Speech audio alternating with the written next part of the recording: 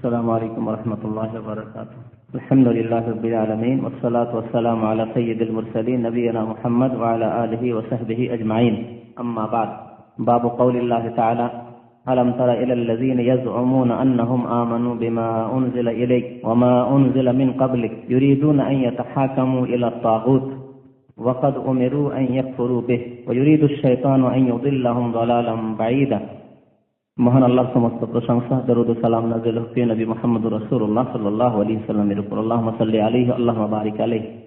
আজকের বিষয়বস্তু হচ্ছে আল্লাহ ছাড়া অন্যের বিধান মেনে চলা সম্পর্কে, অর্থাৎ মানুষের তৈরি করা বিধান, আইন কানুন, আল্লাহর বিধানকে বাদ দিয়ে মেনে নেওয়া বা তার বাস্তবায়ন করা, তা দিয়ে বিচার করা, তা দিয়ে দেশ পরিচালনা করা, তা দিয়ে কোনো সালিসের মীমাংসা করা ইত্যাদির হুকুম সম্পর্কে।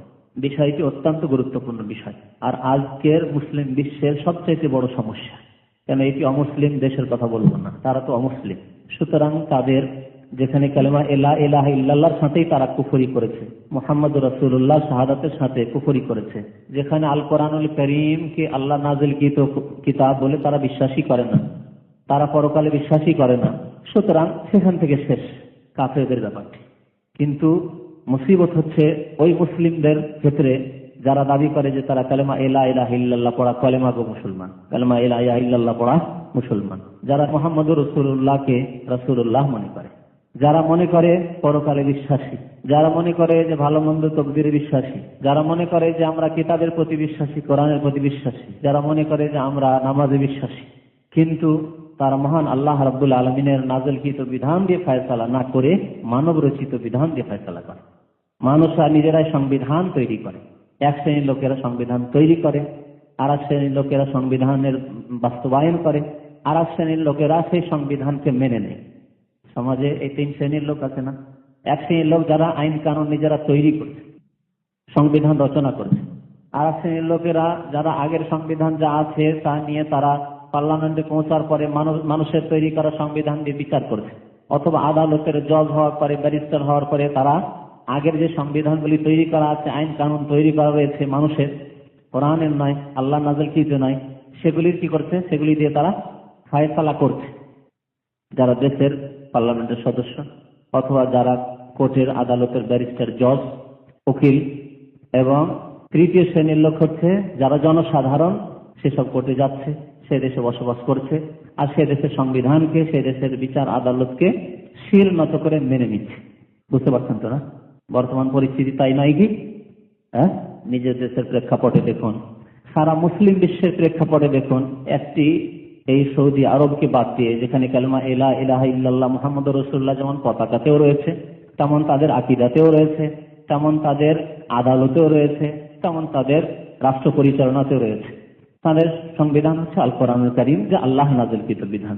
পক্ষান্তরে মুসলিম বিশ্বের সবচাইতে বড় মুসিবত হচ্ছে আজকে যে তারা মুসলিম হওয়া সত্ত্বেও, তারা নামাজে বিশ্বাসী হওয়া সত্ত্বেও, তারা পরকালে বিশ্বাসের দাবি করা সত্ত্বেও, জানি না অন্তরের কথা, কিন্তু আমরা বাহ্যিক তাই বলবো, তারা যখন জাতিতে মুসলমান তখন তারা এসবে বিশ্বাসী হওয়া সত্ত্বেও তারা পশ্চিমা বিধান, কাফের দেশের বিধান, বা রাশিয়ার কমিউনিজমের বিধান, বা চীনের তৈরি করা বিধান, জাপানের তৈরি করা বিধান, এক কথায় কাফেরদের তৈরি করা সংবিধান নিয়ে এসে কাফেরদের তৈরি করা মানব রচিত আইনকে তারা কি করে? বাস্তবায়িত করে। রাষ্ট্র পরিচালনার ক্ষেত্রে, আদালত পরিচালনার ক্ষেত্রে, আদালতের বিচার করার ক্ষেত্রে। এর সাথে আরো লাগিয়ে নেন, যদি এই পর্যায়ে নাও হয়, রাষ্ট্র পরিচালনার ক্ষেত্রে নাও হয়, বা আদালতের পর্যায়ে না হয়, কিন্তু আছেই, তার চেয়ে ছোট ধরনের গ্রাম্য আমাদের বিচার সালিস দেখেছেন। গ্রাম্য বিচার সালিস, গ্রাম্য বিচার সালিস গুলিতেও অধিকাংশ ক্ষেত্রে মানুষের মন গড়া কি আইন কানুন দিয়ে মীমাংসা করা হয়, যাকে সামাজিক বিচার বলে। কি বলে? এটি হচ্ছে সামাজিক বিচার বা সালিস। যেখানে যেসব দেশে মুসলিম অমুসলিম বাস করে, সেখানে বিচার সালিসে কাফেরকেও ডাকা হয়, মুসলিমকেও ডাকা হয়। বিচারে যারা মীমাংসা করার জন্য, যারা বৈঠক করার জন্য যায়, গোপনে বৈঠক করে না, যে আমরা এই মীমাংসা সম্পর্কে চিন্তা করে আছে, তাতে যদি 3 জন মুসলমান থাকে বা 2 জন মুসলমান, তো 3 জন কাফের, 2 জন কাফের আছে। এবং এইসব মীমাংসায় সবকিছু দিয়ে ফয়সালা করা হয় কোরআন এবং হাদিস বাদ দিয়ে। বাড়িয়ে কথা বলছি, কোন বিচার সালিসে দেখেছেন না? বিচার সালিসে তাই হয়। আজকে থেকে প্রায় অনেকদিন আগের কথা বলছি, হয়তো সেটা ছিল 86-87-87-এর দিকে। একটি সালিস ছিল, জেনার সালিস। তো যারা দুর্বল পক্ষ তারা বিরাট মাদ্রাসা, সেখানকার আমি শিক্ষক ছিলাম 87। তো বেশ কিছু শিক্ষককে তার মধ্যে আমি গেলাম, যে আলেমরা গেলে কমপক্ষে কোরআন এবং হাদিসের কথা যখন বলবে তো আমাদের জুলম হবে না, দুর্বল পক্ষ ভাবলো, জেনার ব্যাপারটা ছিল। সেখানে যাওয়ার পরে গ্রামের মন্ডল মাতাব্বর যাদেরকে বলা হয়, আছে না মন্ডলী, এই ইংরেজের যুগের মন্ডলী, সর্দার আর চেয়ারম্যান মেম্বার যেগুলি, এদের মধ্যে কিছু ফেরাউন বলে উঠলো যে আমরা সামাজিক বিচার করব, সামাজিক সালিস করব, যেখানে আলেমদেরকে নিয়ে এসে বিরক্ত করে লাভ কি? দেখছে কত সম্মান আলেমদের, কত রাতে আমরা বিচার সারবো না সারবো, এই আলেমদেরকে বসিয়ে রেখে, হুজুরদেরকে বসিয়ে রেখে কষ্ট দিয়ে লাভ কি? বুঝতে পারছেন? হ্যাঁ, কি ফেরাউনি, মানে আলেমদের বিচার দিয়ে হবে না কাজ, কোরআন এবং হাদিসের বিচার দিয়ে হবে না, আমরা তাগুতরা বিচার করবো। আমরা ভাষাটা কত সুন্দর, আলেমদেরকে কষ্ট দিয়ে লাভ নাই, হুজুর আপনারা চলে যান, এইসব বিচার কখন শেষ হয় না হয়, এইসব ঝামেলার ব্যাপার, আপনারা নেক মানুষ, পবিত্র মানুষ, নেক মানুষকে সমাজে থাকতে হবে না, নেক মানুষকে রাষ্ট্রনীতিতে থাকতে হবে না, নেক মানুষকে আদালতে যেতে হবে না, বিচারপতি হইতে হবে না। যত লম্পট, যত ঘুষখোর আর যত জালেম, যত বদমাইশ, তাদেরকে বিচারপতি ব্যারিস্টার হইতে হবে, তাদেরকে হাকিম জজ হইতে হবে, তাদেরকে রাষ্ট্রনেতা হইতে হবে, তাদেরকে পার্লামেন্টের মেম্বার হইতে হবে, তাদেরকে সমাজের চেয়ারম্যান মেম্বার মন্ডল মাতাব্বর হইতে হবে, সরকার হইতে হবে, তারা বিচার করবে। বুঝলেন এই কথাটা তফসির? আপনারা এইসব নেক মানুষ, আলেম ওলামা মানুষ, আপনারা কেন এখানে থাকবেন? এগুলো আপনারা যান, আর এই বিচার সমাজের লোকেরা দেখবে, সমাজের লোকেরা দেখবে। যারা জাহেল, যাদের কাছে কোরআনের জ্ঞান নেই, যাদের কাছে হাদিসের জ্ঞান নেই, এবং না কোরআনের বিচার চায় না হাদিসের বিচার চায়, চোখের দেখা ঘটনা বলছি। আর অহরহ ছোটকাল থেকে গ্রাম্য বিচার সালিস তো দেখতে থেকেছি, যেখানে সবকিছু দিয়ে বিচার হয়, কোরআন এবং হাদিস বাদ দিয়ে। আর একটি ঘটনার কথা বলছি, পুরুষ হচ্ছে জানি, হচ্ছে পয়সাওয়ালা সর্দার, গ্রামের নেতা, তাকে জরিমানা করা হলো, ফাইন করা হলো 15,000 টাকা। এটা শুধু দেখানো, শো করার জন্য, মানে বিচারে করা হলো, বাস্তবে সে দিল না, কারণ সে ক্ষমতাশালী লোক, সে পরে যদি না দেয় তার কাছ থেকে আদায় করবে কে? কেন আরো যেগুলো নেতৃস্থানীয় আছে, যারা আদায় করার মতো ক্ষমতা আছে, তারা তার বন্ধু, গ্রামের বন্ধু, তাদের সাথে খাতির আছে। সুতরাং দেখাবার জন্য ফয়সালা করে দেওয়া হলো যে সে অন্যায় করেছে, সুতরাং তাকে 15,000 টাকা ফাইন করা হলো। আর মহিলা ছিল গরিব ঘরে, গরিব পরিবারে, তাই কি করা হলো, মহিলার চুল কাটা হলো, ন্যায় করে দেওয়া হলো। মহিলাকে মাথায় আর মুখমণ্ডলে কালি লাগানো হইল, আর মহিলাকে গ্রামে গ্রামে ঢোল বাজিয়ে ঘোরানো হইল। আমার বয়স তখন 12-13 বছর, বলছি, চোখে দেখা ঘটনা। কারা করেছে? হিন্দুরা, ইহুদি খ্রিস্টানরা এই বিচার করেছে। এই বিচার এক শ্রেণী মুসলমানরা করেছে। তাদের সম্পর্কে আজকে শুনবেন শরীয়তের বিধান। শরীয়তে আছে এই বিধান যে মুখে কালি দেওয়া, হ্যাঁ, মাথায় কালি দেওয়া, আর গ্রামে গ্রামে ঘোরানো। ইহুদিরা করতো। নবী করিম সাল্লাল্লাহু আলাইহি ওয়াসাল্লাম যখন মদিনায় আসলেন, এইরকমই বিচার দেখলেন। একবার এইরকমই ঘটনা রয়েছে হাদিসটিতে, যে কেউ যদি শরীফ ভদ্রলোক, পয়সা সম্ভ্রান্ত লোক যদি কেউ কি করতো, চুরি করতো, তাহলে তার হাত কাটা হতো না। ইহুদিরা এই বিচার করতো। সম্ভ্রান্ত লোক যদি জেনা করতো, তাহলে তাকে শাস্তি দেওয়া হতো না, জেনার হাত লাগানো হতো না, তাহলে তাকে আর্থিক ফাইন করা হতো, জরিমানা লাগানো হতো, তার মান সম্মান বেঁচে গেল টাকা দিয়ে। আর যদি গরিব চুরি করতো, তাহলে তার হাত কেটে দিত। গরিব মানুষ যদি জেনা করতো, তাহলে এই চুনকালি লাগানো হতো, আর গ্রামে গ্রামে গাধার পিঠে চড়ানো হতো। এই কথাটি আছে। আমার দেশে তো গাধা কম, সেই জন্য ওই ঘটনাটা, যে বিচারটি দেখেছিলাম, ছোট বয়সে গাধাতে চড়াইতে দেখিনি, কিন্তু গ্রামে গ্রামে ঘুরে এসে হিন্দু মুসলিম সব গ্রাম ঘুরে ঘুরে লোকজনকে জানানো হয়েছে কি হয়েছে, কি হয়েছে, লোকেরা জিজ্ঞাসা কি হয়েছে, কি হয়েছে, এই মহিলা জেনা করেছে। এ হচ্ছে সামাজিক বিচার। ইহুদিরা এইরকমই মদিনায় বিচার করতো নবী করিম সাল্লাল্লাহু আলাইহি ওয়াসাল্লামের হিজরতের পূর্বে, যে গরিব মানুষ জেনা করলে মাথার চুল কেটে নেওয়া হইতো, তারপরে চুনকালি লাগানো হইতো মুখে, মাথায়, আর তারপরে উল্টো করে গাধায় সওয়ার করা হইতো। বুঝতে পারলেন? উল্টো করে গাধায় সওয়ার করা, উল্টো করে বসা, বুঝতে পারছেন? যেভাবে বসে গাধায়, তার উল্টো করে, পেছন দিকে মুখ করে। আর তারপরে মদিনার গলিতে গলিতে কি করা হতো, ঘোরানো হতো। এটি হচ্ছে সাজা গরিব লোকের। আজ পর্যন্ত 1400 বছর চলে গেছে ইহুদিদের এই তাগুতি বিচারের উপর। আজকেও এক শ্রেণীর মুসলিমরা এরকম সামাজিক বিচার করছে। গরিবদের জন্য বিচার আলাদা, পয়সাওয়ালাদের বিচার আলাদা। আজকের বিষয়বস্তুটি হচ্ছে সেই বিষয়বস্তু। রাষ্ট্রনীতিতে নিয়ে নেন, আর বিচার নীতিতে নিয়ে নেন, আর সামাজিক বিচারে নিয়ে নেন। আপনি যে কোনো ক্ষেত্রে আল্লাহর নাযিলকৃত বিধান ছাড়া মানুষের তৈরি করা আইন কানুন দিয়ে বিচার করা, দেশ পরিচালনা করা, সালিস করা, এর হুকুম কি? এ সম্পর্কে বেশ কয়েকটি আয়াত উল্লেখ করেছেন লেখক রহমতুল্লাহ আলাইহি। বলছেন বাবু কাউলিল্লাহ তাআলা, আজকের অধ্যায় হচ্ছে মহান আল্লাহর এই বাণী সম্পর্কে, যাদের সম্পর্কে আল্লাহ কি বলেছেন, আলাম তারা ইলাল্লাযীনা ইয়াজউমুনা আন্নাহুম আমানু বিমা উনজিলা ইলাইক ওয়া মা উনজিলা মিন ক্বাবলিক। হে নবী, আপনি কি দেখেছেন ইলাল্লাযীনা ইয়াজউমুনা, ওই সব লোকদেরকে যাদের ধারণা কি, আন্নাহুম আমানু বিমা উনজিলা ইলাইক, যে তারা বিশ্বাসী আপনার প্রতি নাযিল করা কিতাবের উপর। রাসূলুল্লাহ সাল্লাল্লাহু আলাইহি ওয়াসাল্লামের প্রতি নাযিল করা কিতাব কি? কোরআন কারীম। তাদের ধারণা, আল্লাহ বলছেন যে তাদের ঈমান আছে, বলছেন কি ইয়াজউমুনা, তাদের ধারণা, মিথ্যা দাবি, যে কিসের উপর ঈমান রাখে? কোরআনের উপর। আজকের সারা মুসলিম বিশ্বের নেতা থেকে শুরু করে প্রজা পর্যন্ত সবার এইরকমই ধারণা কিনা যে আমরা মুসলমান, কোরআনকে ভালোবাসি, কোরআনে বিশ্বাসী, ধারণা কিনা বলেন? সেম কথা। এই কথাই বলা হয়েছে মুনাফিকদের সম্পর্কে, নবী করিম সাল্লাল্লাহু আলাইহি ওয়াসাল্লামের জামানার মুনাফিকদের সম্পর্কে বলা হয়েছে। আর এই রকম গুণ কিয়ামত পর্যন্ত যে কোনো জাতিতে থাকবে। আল্লাযীনা ইয়াজউমুনা, তাদেরকে দেখেছেন কি আপনি, যাদের ধারণা যে আন্নাহুম আমানু বিমা উনজিলা ইলাইক, আপনার উপর যে কিতাব নাযিল হয়েছে তার প্রতি তারা বিশ্বাস রাখে। ওয়া মা উনজিলা মিন ক্বাবলিক, আপনার পূর্বে যে কিতাবগুলি নাযিল হয়েছে তার প্রতিও তারা বিশ্বাস রাখে। এইও তাদের দাবি। তাদের দাবি যে আমরা তাওরাত বিশ্বাস করি যে আল্লাহ নাযিল করেছেন মুসা আলাইহিস সালামের উপর, আমরা বিশ্বাস করি ইনজিল নাযিল করেছেন আল্লাহ রাব্বুল আলামিন ঈসা আলাইহিস সালামের উপর, আমরা বিশ্বাস করি যে জাবুর নাযিল করেছিলেন দাউদ আলাইহিস সালামের উপর। এইভাবে তাদের ধারণা। কিন্তু আসলে কি ব্যাপারটি সত্যি?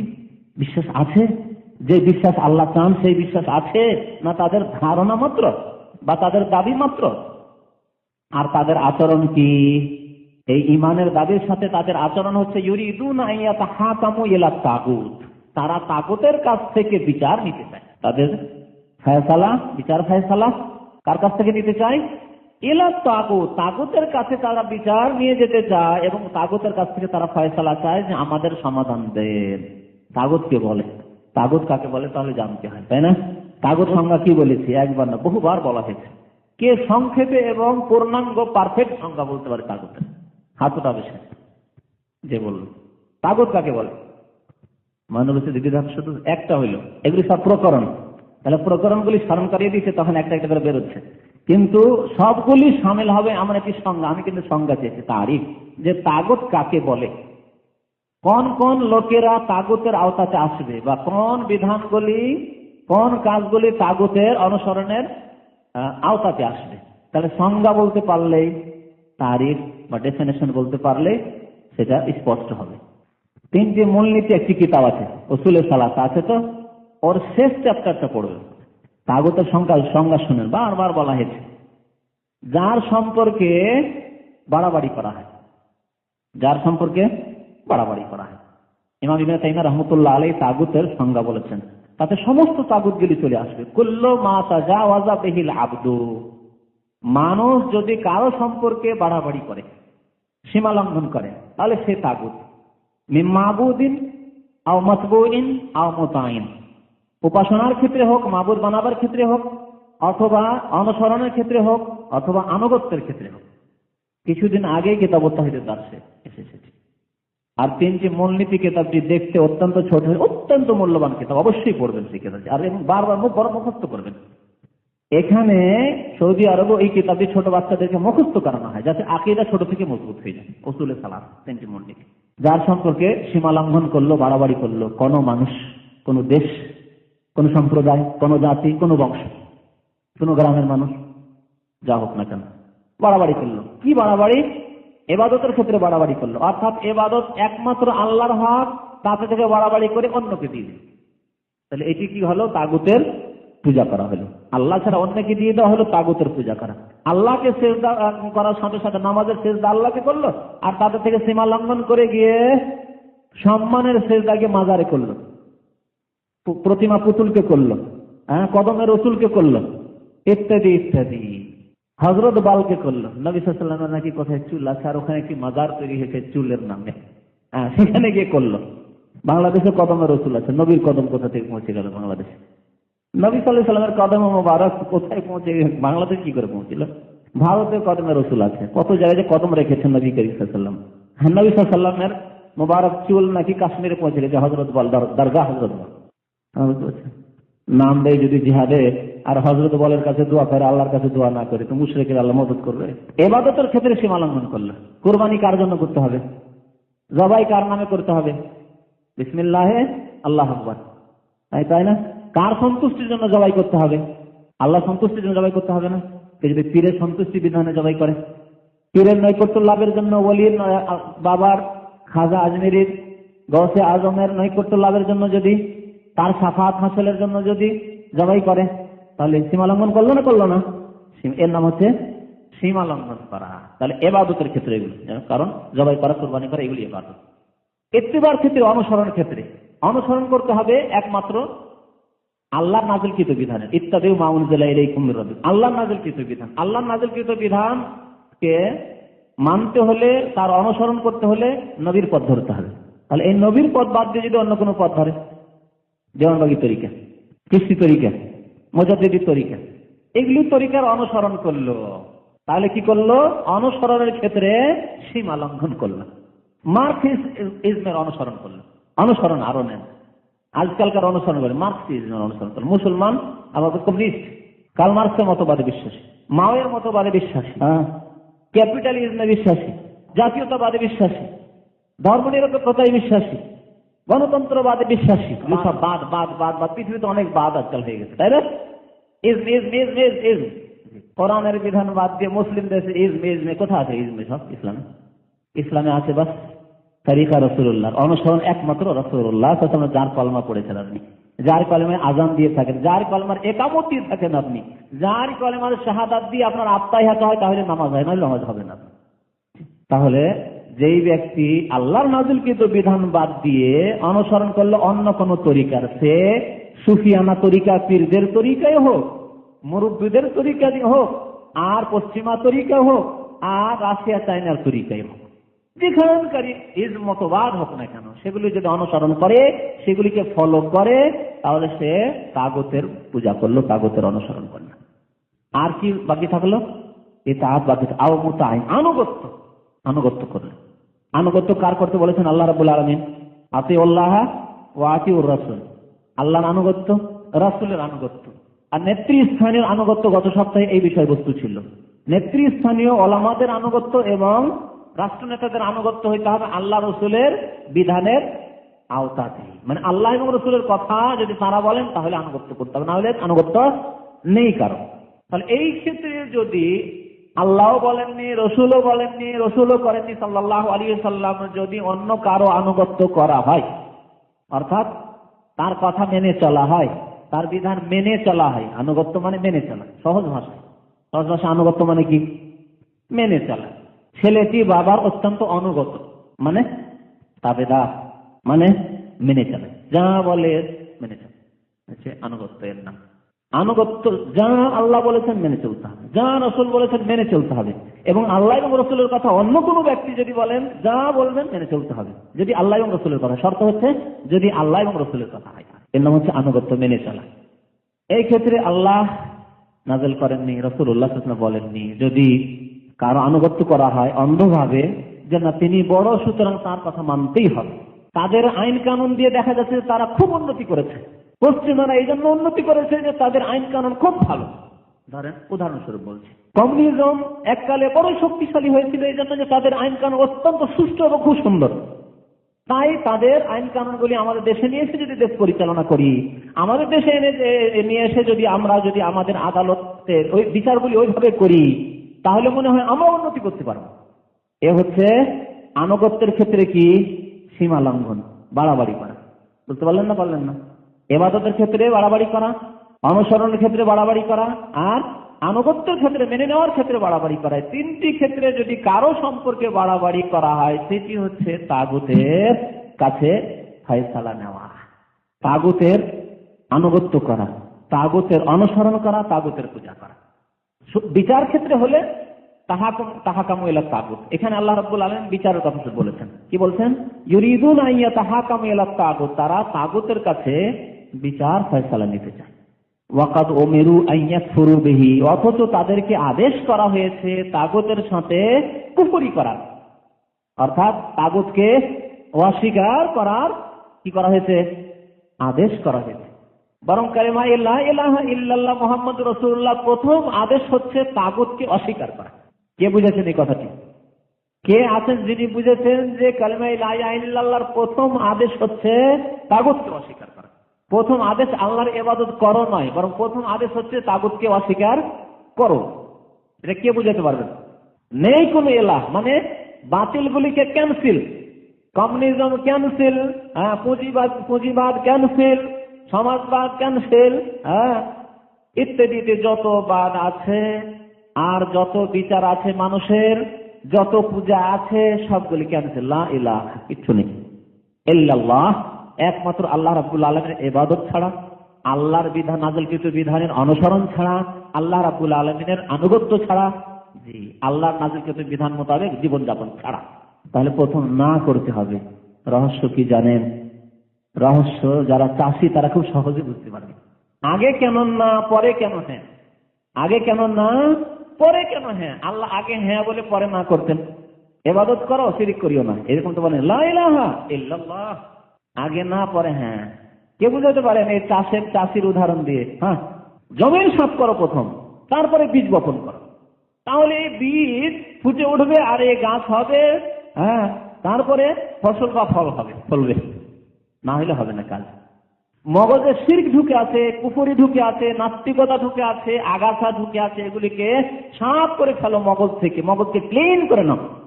তারপরে যখন নিউট্রাল হয়ে গেছে, একবারে ক্লিন পরিষ্কার হয়ে গেছে মগজ, তখন আল্লাহ আল্লাহ ঢুকাতে পারে। ঢুকে থাকবে গৌসুল আজম জিলানি, ঢুকে থাকবে চিশতি, ঢুকে থাকবে শাহজালাল, ঢুকে থাকবে আট্টসি, ঢুকে থাকবে মাইক ভান্ডারি, আর আল্লাহ আল্লাহ, কাজ দেবে না। বহু রকমের আগাছা ঘাস ঢুকে আছে, আর ঘাসের মধ্যে দিলেন একেবারে ফসলের বীজ, দিলেন বীজ বপন করে, হবে না। এই জন্য প্রথম কি করতে হবে? চাষ করতে হবে, প্রথম সাফ করতে হবে, তাসফিয়া, তারপরে অলঙ্কৃত করতে হবে বীজ দিয়ে, তাহলিয়া বলা হয়েছে। প্রথম তাসফিয়া করতে হবে, মানে সাফ সুতরা ক্লিন করতে হবে, আর তারপরে করতে হবে তাহলিয়া, মানে অলঙ্কৃত করতে হবে, তখন ভালো বীজ দিতে হবে, তাহলে হবে লা ইলাহা ইল্লাল্লাহ। আল্লাহ রাব্বুল আলামিন তাহলে তাগুতকে অস্বীকার করার, তাগুতের সাথে কুফরি করার আদেশ করেছেন। তাহলে সারা পৃথিবীর সমস্ত বিধানকে অস্বীকার করেই তখন আল্লাহর কিতাবের বিধানের বাস্তবায়ন সম্ভব। আজ সামান্যতম মানুষের কিছু বিধান অন্তরে থেকে যায়, কাজে কর্মে থেকে যায়, আর তার সাথে আমরা কোরআন মানি, নামাজও পড়ি, কাজ দেবে না, জগা খিচুড়ি, শিরিকও থাকবে, বিদাতও থাকবে, তার সাথে সাথে কিছু সুন্নতি কাজও থাকবে, নামাজ রোজাও থাকবে, খিচুড়ি হয়ে যাবে। এই খিচুড়ি হয়েছে আজকের মুসলমানদের অবস্থা। আল্লাহ রাব্বুল আলামিনের খালেস নির্ভেজাল বিধান মুসলিম জীবনে নেই, যার কারণে তো আল্লাহ রাব্বুল বলছেন যে ওয়াকাদ উমিরু আন ইয়াকফুরু বিহি, তাদেরকে অস্বীকার করার আদেশ করা হয়েছে। কাকে অস্বীকার করবে? তাগুতকে অস্বীকার করবে। ওয়া ইউরিদু শাইতানু আন ইউদিল্লাহুম দালালাম বাইয়িদা, শয়তান কি চায়? শয়তান তাগুতের পথে নিয়ে যেতে চায় না আল্লাহর পথে নিয়ে যেতে চায়? আল্লাহর শয়তান, শয়তান চায় দালালাম বাইয়িদা, তাদেরকে পথভ্রষ্ট করে সুদূর বিভ্রান্তিতে নিয়ে যেতে চায়। দালালান বিভ্রান্তি, আর বাইয়িদা মানে সুদূর, সুদূর বিভ্রান্তিতে নিয়ে যেতে চায় শয়তান। তাহলে বোঝা গেল বিষয়বস্তু হচ্ছে তাগুতের অনুসরণ করা অথবা কুফরি করা। তাহলে কেউ যদি তাগুতের অনুসরণ করে তাহলে শয়তান তখন তাকে কি করতে পারলো? গ্রাস করে নিতে পারলো। আর শয়তান তাকে কোথায় নিয়ে যাবে? সুদূর গুমরাহিতে, সুদূর বিভ্রান্তিতে। যেমন তেমন বিভ্রান্তিতে থাকবে না, সুদূর বিভ্রান্তিতে পৌঁছে যাবে যারা মানব রচিত বিধান, তাগুতের অনুসরণ, তাগুতের আনুগত্য, তাগুতের ইবাদত দাসত্ব করবে। ওয়াইদা কিলা লাহুম তাআলাউ ইলা মা আনজালাল্লাহু ইলা রাসূল, তাদেরকে বলা হইতো, মুনাফিকদের প্রসঙ্গে আল্লাহ বলেছে। তাহলে এটি হচ্ছে মুনাফিকি গুণ, আল্লাহর বিধানের সাথে সাথে তাগুতের কথাও মেনে চলা, তাগুতের বিধানও মেনে চলা। দুই ভাগে ভাগ করা। বিশেষ করে আজকালকার যুগে ধর্ম নিরপেক্ষতার কথা বলি। যারা ধর্ম নিরপেক্ষতায় বিশ্বাসী তারা দুই রকমের। একরকম বলছে যে এইসব ধর্মকর্মের কোনো প্রয়োজন নেই, কোনো প্রয়োজন নেই, যেটা নাস্তিকতা। আর একটি হচ্ছে যে না, ধর্ম আছে কিন্তু ব্যক্তি জীবন, তাদের হালকাটিও বড় কুফরি। তাদের হালকা যেটি ধর্ম নিরপেক্ষতা সেটি বড় কুফরি। কি ধর্ম আছে কিন্তু কোন জীবনে? ব্যক্তি জীবনে। তারা বলছে মানুষের কয়েকটি জীবন, ব্যক্তি জীবন, পারিবারিক জীবন, সামাজিক জীবন, রাষ্ট্রনীতি, অর্থনীতি। অর্থনীতিতে ইসলামের কথা, ধর্মের কথা বলবে না। রাষ্ট্রনীতিতে, রাষ্ট্র পরিচালনার ক্ষেত্রে ওইসব ধর্মের কথা বলবে না। পার্লামেন্টে এসে খবরদার ধর্মের কথা উঠাবে না, আদালতে এসে ধর্মের কথা উঠাবে না, ব্যাংকে এসে বলবে না ধর্মের কথা, হালাল আর হারাম, জায়েজ না না জায়েজ, এসব কথা বলবে না। ব্যবসা বাণিজ্যের ক্ষেত্রে এই ব্যবসা করা যাবে না, ঠিক না ভুল, এসব কথা বলবে না। এটি সুদ নয়, সুদ মুক্ত, সুদযুক্ত, এইসব কথাবার্তা বলবে না। এর নাম হচ্ছে ধর্ম নিরপেক্ষতা। ব্যক্তি জীবনে তুমি নামাজ পড়ো, কেন তোমার নামাজ পড়ার ব্যাপারটা তোমার। রমজানে এসেছে, ব্যক্তি জীবনে তুমি রোজা রাখা তোমার ব্যাপার, তুমি তোমার ইবাদতবন্দি করো। পয়সা আছে, দান খেরাত করতে যাও, মসজিদ মাদ্রাসা করে দিতে যাও, করো, এটা তোমার ব্যক্তি জীবনের কাজ, করো। তাহলে এই ধর্ম নিরপেক্ষতা ইসলামকে ব্যক্তি সামান্য একটি ক্ষেত্রে সীমিত করে দিয়েছে, আর অন্য ক্ষেত্রে ইসলামকে অস্বীকার করেছে। এই ইসলামকে অস্বীকার করার নাম হচ্ছে বড় কুফর একবার। এই ধর্ম নিরপেক্ষতাকে ভালো করে বুঝছেন। আমাদের ধর্ম নিরপেক্ষতা, আমরা ধর্ম নিরপেক্ষতায় বিশ্বাসী, এসব কথাবার্তা খুব শোনেন, কত বড় কুফরি চিন্তা করেন। যে ব্যক্তি ধর্ম নিরপেক্ষতায় বিশ্বাসী, সে ইসলামের কথা তার ব্যক্তি জীবনের বাইরে কথা বলতে পারবে না। এমনকি তার পারিবারিক জীবনে তার স্ত্রীকে চাপ সৃষ্টি করতে পারবে না যে তুমি পর্দা করো। তার ব্যক্তি স্বাধীনতা রয়েছে, তুমি তোমার কাজ করো, তুমি পর্দা করো। কি খুব পর্দা করার শখ রয়েছে, তুমি স্বামী তুমি পর্দা করো, তোমার স্ত্রীকে জবরদস্তি পর্দা করে দেবে না। তোমার স্ত্রীকে কোনো অপর পুরুষের সাথে কথা বলতে দেবে না, তার বাক স্বাধীনতায় বাধা দেবে না। তুমি যার সাথে ইচ্ছা তার সাথে তুমি ফ্রেন্ডশিপ করার কথা বলো, গল্প করো, আর তোমার স্ত্রী স্বাধীন সেই ক্ষেত্রে। তাহলে পারিবারিক জীবনেও ইসলামের কথা বলতে পারবে না। এর নাম হচ্ছে ধর্ম নিরপেক্ষতা, যা আমার দেশের মানুষরা বড় অজ্ঞতার কারণে না বুঝে হই হই হই হই হই হই করে তাদের পেছনে ছুটে। তো শয়তান সুদূর গুমরাহিতে নিয়ে যেতে চায়। এগুলি হচ্ছে সুদূর গুমরাহি। তাদেরকে যখন বলা হইতো কি ওয়াইদা কিল আলাহুম তাআলা ইলা মা আনজালাল্লাহ, এসো সেই দিকে যা আল্লাহ নাযিল করেছে, অর্থাৎ আল্লাহর নাযিলকৃত বিধানের দিকে এসো। কোরআনের বিধান মেনে নাও ব্যক্তি জীবনে, কোরআনের বিধান মেনে নাও পারিবারিক জীবনে, কোরআনের বিধান মেনে নাও অর্থনীতিতে, কোরআনের বিধান মেনে নাও সামাজিক জীবনে, কোরআনের বিধান মেনে নাও রাষ্ট্রীয় জীবনে, সব ক্ষেত্রে, সার্বিক ক্ষেত্রে উদখুলু ফিস সিলমি কাফা, পুরোপুরি ইসলামে প্রবেশ করো। যখন তাদেরকে বলা হয় তাআলা ইলা মা আনজালাল্লাহু ওয়া ইলা রাসূল, আল্লাহর পক্ষ থেকে যা নাযিল করেছেন, ওয়া ইলা রাসূল, রাসূলের দিকে যা নাযিল হয়েছে, এইদিকে এসো, মেনে নাও। তখন যারা মুনাফিক, যাদের অন্তরে কপটতা আছে, যারা ইসলাম মানতে চায় না, রাআইতাল মুনাফিকিন, মুনাফিকদেরকে তুমি দেখতে পাবে হে মুহাম্মদ সাল্লাল্লাহু আলাইহি সাল্লাম কি অবস্থায় দেখতে পাবে? ইয়াসুদ্দুনা আনকা সুদুদা, আপনার থেকে বিচ্ছিন্ন হয়ে কি হতে চায়? সরে যেতে চায়। ইয়াসুদ্দুনা মানে সরে যাওয়া, বিচ্ছিন্ন হয়ে সরে যেতে চায়, মানতে চায় না।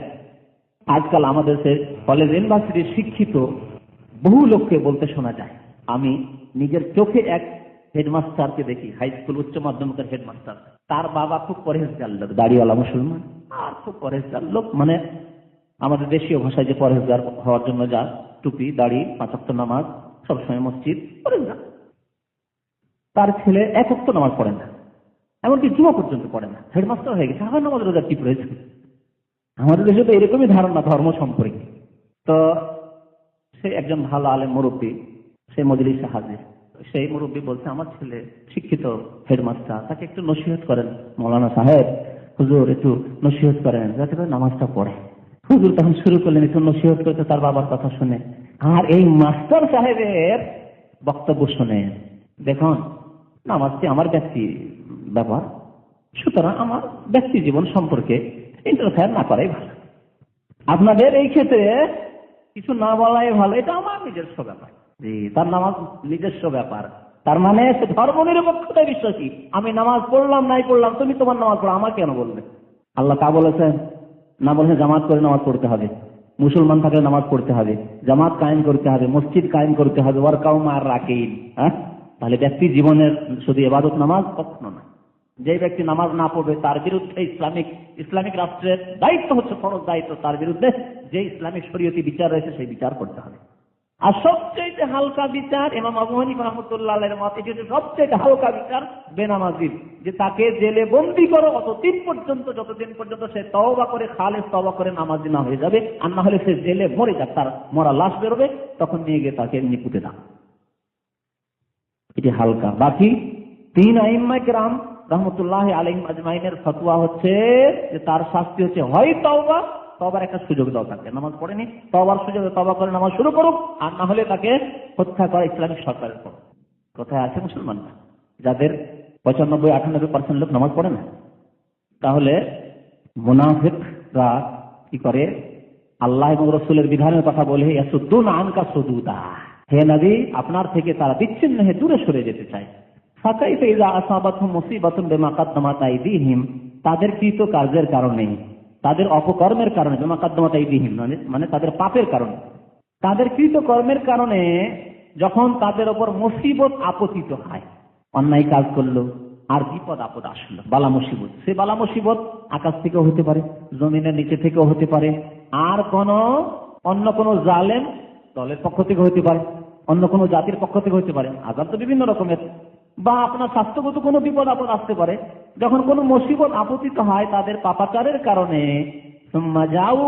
অতঃপর এই মুনাফিকরা হে নবী আপনার কাছে এসে ইয়াহলিফুনা বিল্লাহ, আল্লাহর কসম করে বলে, আল্লাহর শপথ করে তারা বলে, ইন আরাদনা ইল্লা ইহসানাও ওয়া তাওফিকা, তাদের যদি কোনো শাস্তি দেওয়া হয় কিসের জন্য, কিছু মানলো কিছু মানলো না, তাগুতের কথা মানলো সেই জন্য তাদের শাস্তি দেওয়া হইলো, শাস্তির আদেশ হয়ে গেল, তখন তারা এসে বলে, ইয়া রাসূলুল্লাহ কসম করে বলছি আমাদের উদ্দেশ্য তো ভালো ছিল, আমাদের উদ্দেশ্য, নবী সাল্লাল্লাহু আলাইহি ওয়াসাল্লামের জামানায় মুনাফিকরা এরকম করত, তাগুতের অনুসরণ করত, অর্থাৎ শরীয়ত বিরোধী কাজ, মানুষের কথা মানত কিন্তু আল্লাহ নাযিলকৃত বিধান কোনো ক্ষেত্রে মানত না। আর যদি কোনো মুসিবত এসে গেল মানে তাদের পানির ওপর পানিশমেন্টের আদেশ চলে আসলো, তখন তারা কি বলতো, কসম করে এসে বলতো, ইন আরাদনা, আমাদের উদ্দেশ্য একমাত্র হচ্ছে কি, ইল্লা ইহসানাও ওয়া তাওফিকা, ইহসান মানে সৎকর্ম করা হয়, সৎকর্ম, আমাদের উদ্দেশ্য ছিল ভালো কাজ করা, ভালো উদ্দেশ্য ছিল, তৌফিকা, আর আমাদের উদ্দেশ্য ছিল সম্মিলন করা বা সমন্বয় করা, তৌফিক সমন্বয় করা উদ্দেশ্য ছিল। সমন্বয় করা বুঝেন মানে একেবারে একদিকে না থেকে এটাও কাছে নিয়ে আসলাম, এটাকেও কাছে নিয়ে আসলাম, দুটিকে কাছে নিয়ে এসে দুটো সমন্বয় করে মধ্যমতি একটা চলার চেষ্টা করলাম, যাতে এরাও খুশি থাকে এরাও খুশি, সমন্বয় করা, বিধানের ক্ষেত্রে সমন্বয়। আজকের বাস্তবে আপনাকে বোঝাচ্ছি, মুসলিম কিন্তু অন্যান্য বাদে বিশ্বাসী বা মানব রচিত বিধান দিয়ে ফয়সালা করছে, দেশ পরিচালনা করছে, তাদেরকে যদি বলা হয় যে মুসলিম দেশ যেখানে 90-95% মুসলিম, সেখানে ইসলামিক শাসন কেন আসছে না, ইসলামিক শাসন ব্যবস্থা কেন চালু করা হচ্ছে না, তখন তারা বলে, দেখো আমরা এত মসজিদ তৈরি করে দিচ্ছি, মসজিদের খেদমত করছি, এতগুলি ইসলামী প্রতিষ্ঠান, দেখো এত আলিয়া মাদ্রাসা, কত হাজার হাজার বাংলাদেশে আলিয়া মাদ্রাসা আছে, আর কত কত আলেম হুজুরদেরকে আমরা চাকরি দিচ্ছি, ইমামদেরকে আমরা ভর্তুকি দিচ্ছি বা ইত্যাদি ইত্যাদি বেতন দিচ্ছি, এসবও করছি আমরা। আর আমাদের উপর কাফেরদের পক্ষ থেকে একটা চাপ রয়েছে, যেই চাপের মুখে আমাদেরকে অনেক কিছু মেনে নিতে হচ্ছে। অথবা আমরা যদি ইসলামিক আইন চালু করি, যদি বিনা সুদি যদি ব্যাংক চালু করি, তাহলে আমাদের বিভিন্ন রকমের সমস্যা হতে পারে। সুতরাং সেই সমস্যাগুলিকে এড়ানোর জন্য আর আমরা এদিকটাও খেয়াল রাখছি, এই জন্য সুদি ব্যাংকও আছে, আর আমরা ইসলামী ব্যাংকও সুযোগ দিচ্ছি, তারা ওইভাবে করছে, আর এই সুদি ব্যাংকও রাখতে হবে, নাহলে আমাদের চলা মুশকিল আন্তর্জাতিক ক্ষেত্রে। এটা হচ্ছে বাস্তব একটি দৃষ্টান্ত কিসের, এই মুনাফিকদের এই কথা। তাদেরকে যখন বলা হলো যে আসো আল্লাহ এবং রাসূলের বিধান মেনে নাও, তখন তারা কি বলতো, কসম করে করে, সত্যি আল্লাহ শপথ করে বলছি, ইন আরাদনা ইল্লা ইহসানা ওয়া তাওফিকা, আমাদের উদ্দেশ্য খুব সৎ, আর কি আমরা সমন্বয় করতে চেয়েছি, ইসলামও পাক, হুজুররা তাদের দাবি দেওয়াও পাক, আর আমরা আমাদের কাজও করতে থাকি, আমরা আমাদের রাষ্ট্র পরিচালনা আপন মানব রচিত বিধান দিয়ে করতে থাকি, আর হুজুরদেরকে কিছু আলিয়া মাদ্রাসা দিয়ে দিচ্ছি, হুজুরদেরকে কিছু ফ্যাসিলিটি সুযোগ সুবিধা দিয়ে দিচ্ছি, যাতে ইসলামী ফাউন্ডেশন করে দিয়েছি, তো এই সেই করে দিয়েছি, এগুলোও করছি আমরা। আল্লাহু আকবার। কোরআনে কারিমে এত ব্যাপকতা আছে, কিয়ামত পর্যন্ত যত রোগ দেখা দিবে তার চিকিৎসা কোরআনে কারিমে আছে। তারপরে মাজারের কথাই নেন, মাজার কবরগুলি, লক্ষ লক্ষ মাজার রয়েছে মুসলিম দেশগুলিতে। এই মাজারগুলি যদি উঠিয়ে দিই কি করবো বলুন দেখি? যদি তাওহীদবাদী উলামায়ে কেরামরা সরকারকে বলতে যায়, তাহলে বলবে দেখেন কথা আপনাদের ঠিক, এগুলি আসলে তাদের পেট ব্যবসা, মাজার কবর এগুলি হচ্ছে পেট ব্যবসা তাদের। কিন্তু করবো কি, তাদেরকেও তো রাজি রাখতে হবে, তারা দেশের একটা বিরাট জনসংখ্যা রয়েছে, সুতরাং তাদেরও কিছু করে দিচ্ছি, আপনারা কি চান আপনাদেরও খেদমত করছি, আপনাদের খেদমতে আমরা হাজির আছি। ইন আরাদনা ইল্লা ইহসানা ওয়া তাওফিক, আমরা সমন্বয় করার চেষ্টা করছি। প্রশাসনের ক্ষমতা ব্যবহার করে যে শিরকের আড্ডাগুলিকে উৎখাত করে দেবে, ধূলিসাৎ করে দেবে শেখ মোহাম্মদ বিন আব্দুল ওয়াহাব রাহমাতুল্লাহ আলাইহির মতো, আর ইমাম মোহাম্মদ বিন সৌদ রাহমাতুল্লাহ আলাইহির মতো এই রকমের ঈমানি সাহস নেই। ইন আরাদনা ইল্লা ইহসানা ওয়া তাওফিক, কার কথা এটি? যারা বলেছিল আমরা সমন্বয় করতে চাই, সব দিকে চাল দিয়ে সবটাই ঠিক রাখতে চাই, না হলে আমরা সমস্যায় পড়ে যাব, আমাদের মুশকিল হয়ে পড়বে, আমাদেরকে কি এত একবারে সংকটে ফেলতে চাইছেন আপনারা? এইসব কথা কার? মুনাফিকদের কথা ভালো করে দেখে নেন। জি, রাআইতাল মুনাফিকিন, আল্লাহ রাব্বুল আলামিন মুনাফিকদের কথা বলছেন। দ্বিতীয় আয়াত, এই আয়াত ছিল সূরা নিসার 60 নম্বর আয়াত থেকে 62 পর্যন্ত, তাই না? 62-63 পর্যন্ত। ওয়া কাউলিহি, মহান আল্লাহর বাণী, ওয়া ইযা কিলা লাহুম লা তুফসিদু ফিল আরদ, যখন তাদেরকে বলা হতো, এও মুনাফিকদের প্রসঙ্গে আয়াত নাযিল, সূরা বাকারা আয়াত নম্বর 11, লা তুফসিদু ফিল আরদ, তোমরা পৃথিবীতে বিশৃঙ্খলা সৃষ্টি করিও না, পৃথিবীতে শান্তি বিঘ্নিত করিও না। ফাসাদ করা মানে শান্তি বিঘ্নিত করা, বিশৃঙ্খলা সৃষ্টি করা। লা তুফসিদু ফিল আরদ, তখন তারা কি বলতো? লা তুফসিদু ফিল আরদ কিসের মাধ্যমে? শিরক করে। কারণ মুনাফিকদের অন্তরে শিরক ঢুকানো ছিল, শুধু কলমা পড়তে এসে। তারপরে আপোষে তারা কলহ সৃষ্টি করার চেষ্টা করত, ভালো মুসলিমদেরকে বিভ্রান্ত করার চেষ্টা করত। যাবে ওহদে যাবে গলা কাটাতে, বদরে যাবে গলা কাটাতে, কি দরকার রয়েছে, ঘরে থাকো, নামাজ রোজা করো, ঘরে থাকো। এইভাবে মুনাফিকরা আপোষে মানুষকে ঈমান থেকে সরাবার জন্য তাদেরকে কুমন্ত্রণা দিত। তো তখন তাদের সম্পর্কে না লা তুফসিদু ফিল আরদ, এরকম ফিতনা ফাসাদ সৃষ্টি করিও না, বিশৃঙ্খলা সৃষ্টি করিও না। কারণ তখন তারা বলতে ইন্নামা নাহনু মুসলিহুন, আমরা কি শান্তি প্রতিষ্ঠাকারী, শান্তি স্থাপনকারী, আমরা শান্তি, উদ্দেশ্য আমাদের শান্তি স্থাপন করা।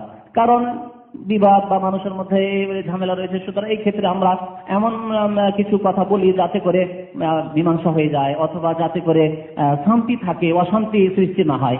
উল্টো তারা অশান্তিকে শান্তি বলে আখ্যায়িত। আজকে সারা বিশ্বে তাই বলা হচ্ছে যে কোরআনের আইন দিয়ে বিচার করলে বহু রকমের সমস্যা দাঁড়াবে। যেসব দেশে বহু ফিরকা রয়েছে তাদের কথা শুনবেন। পাকিস্তানে যখন জিয়াউল হকের জমানায়, আন্তর্জাতিক কিছু কথা আপনাদেরকে বলছি, জিয়াউল হকের জমানায় যখন ওলামায়ে খুব চাপ সৃষ্টি করলো যে পাকিস্তান কলেমা লা ইলাহা ইল্লাল্লাহর নামে ধোঁকা দিয়ে পাকিস্তান তৈরি করা হলো, যে দেখো পাকিস্তান হলে, ভারত থেকে পাকিস্তান স্বাধীন করলেই দেখো লা ইলাহা ইল্লাল্লাহ কলেমা প্রতিষ্ঠা হবে এবং এখানে ইসলামিক শাসন ব্যবস্থা কায়েম হবে। এই যে ওয়াদা করলে 30 বছর 40 বছর কেটে যাচ্ছে, 50 বছর কেটে যাচ্ছে, কোথায় এই ওয়াদা, কোথায় প্রতিশ্রুতি? একদল উলামায়ে কেরাম কোরআন এবং হাদিস অনুসারীরা খুব যখন চাপ সৃষ্টি করলেন গিয়ে, তখন অজুহাত কি জানেন? দেখেন আপনাদের আলেমদের মধ্যে এত দল, কার কথা শুনবো? একদল বলছে আমাদের মযহব মোতাবেক দেশ পরিচালনা করতে হবে, আপনারা বলছেন কোরআন এবং হাদিস দিয়ে দেশ পরিচালনা করতে হবে। আর একদল বলছেন আমাদের বেরেলভি তরিকা, আমাদের রেজাখানের তরিকায় দেশ পরিচালনা করতে হবে। আমরা কোন তরিকায় যাব? দেখছেন, এগুলি অজুহাত। আপনার কাছে ক্ষমতা আছে, যদি আপনার দেশদ্রোহিতা কেউ করে তাহলে দমন করে দিতে পারছেন আপনি গলা কেটে। আর যারা দেশদ্রোহিতা করে আপনি বলে আল্লাহ এবং রাসূলের বিধান কায়েম করবো, আর কে দেশদ্রোহিতা করবে? ইসলামের বিধান হচ্ছে তাই, কেনই সাহস হচ্ছে না। তখন কেন বলছেন যে আপনারা নিজেরাই আপোষে এই করছো, তো আমরা কি করবো? এই কথা বলে অজুহাত করা হয়েছিল, সেই যুগ আর আজ পর্যন্ত হলো না, আর কোনো আশা করা যায় না। ধর্মের নামে ইহুদি দেশ কায়েম হয়েছে ফিলিস্তিনের কলমে, সেই দেশে ইহুদি বাতিলপন্থীরাও তাদের ইহুদিজমকে কায়েম করে ফেলেছে। কিন্তু মুসলিমরা ধর্মের নামে পাকিস্তান করার পরে না পাকিস্তানই হলো, না পাকিস্তান থেকে আবার খণ্ডিত হয়ে বাংলাদেশ হলো, সেখানে না ইসলাম প্রতিষ্ঠা হলো। বড় আফসোসের বিষয়। আল্লাহ রাব্বুল আলামিন আরো একটি আয়াতে বলছেন যে ওয়ালা তুফসিদু ফিল আরদি বাদা ইসলাহিহা, তোমরা পৃথিবীতে বিশৃঙ্খলা সৃষ্টি করিও না শান্তি স্থাপিত হওয়ার পরে। শান্তি স্থাপিত হওয়ার পরে বিশৃঙ্খলা সৃষ্টি করিও না। দেখুন, এই আয়াতের প্রথম তাফসীর হচ্ছে শান্তি প্রতিষ্ঠা হয় আল্লাহর একত্ববাদের মাধ্যমে। জমিন আল্লাহ, ইবাদত বন্দেগী একমাত্র আল্লাহর হবে। আল্লাহ রাসূল প্রেরণ করেছেন, একমাত্র রাসূলের আনিত বিধানের বাস্তবায়ন হইতে হবে এই জমিনে। এটি হচ্ছে শান্তির পথ, এটি হচ্ছে ইসলাহর পথ। ইসলাহ করে দিয়ে নবী করিম সাল্লাল্লাহু আলাইহি ওয়াসাল্লাম পৃথিবী থেকে বিদায় নিয়েছেন। আর এই অবস্থায় সাহাবায়ে কেরামদেরকে শান্তির অবস্থায় ছেড়ে গেছে। ওয়ালা তুফসিদু ফিল আরদি, পৃথিবীতে তোমরা বিপর্যয় সৃষ্টি করিও না, বিশৃঙ্খলা সৃষ্টি করিও না, বাদা ইসলাহিহা, জমিনে শান্তি, তাওহীদ, একত্ববাদ, নবীর সুন্নাত প্রতিষ্ঠিত হয়ে যাওয়ার পরে, ইসলামিক রাষ্ট্র কায়েম হয়ে যাওয়ার পরে, খেলাফত ইসলামে কায়েম হয়ে যাওয়ার পরে মানব রচিত বিধান এনে ছিন্ন ভিন্ন করিও না। ওয়ালা তুফসিদু ফিল আরদি বাদা ইসলাহিহা ওয়াদউহু খাওফান ওয়া তামাআ, এবং আল্লাহকে ডাকো, আহ্বান করো ভয়ের সাথে, ভীতির সাথে, ওয়া তামাআন, আশার সাথে। এ সম্পর্কে একটি বিষয়বস্তু এর আগে কিছুদিন আগে আলোচনা হয়েছে যে আল্লাহকে ডাকতে হবে দুইটি নিয়ে, অন্তরে দুইটি কথা থাকবে। কি?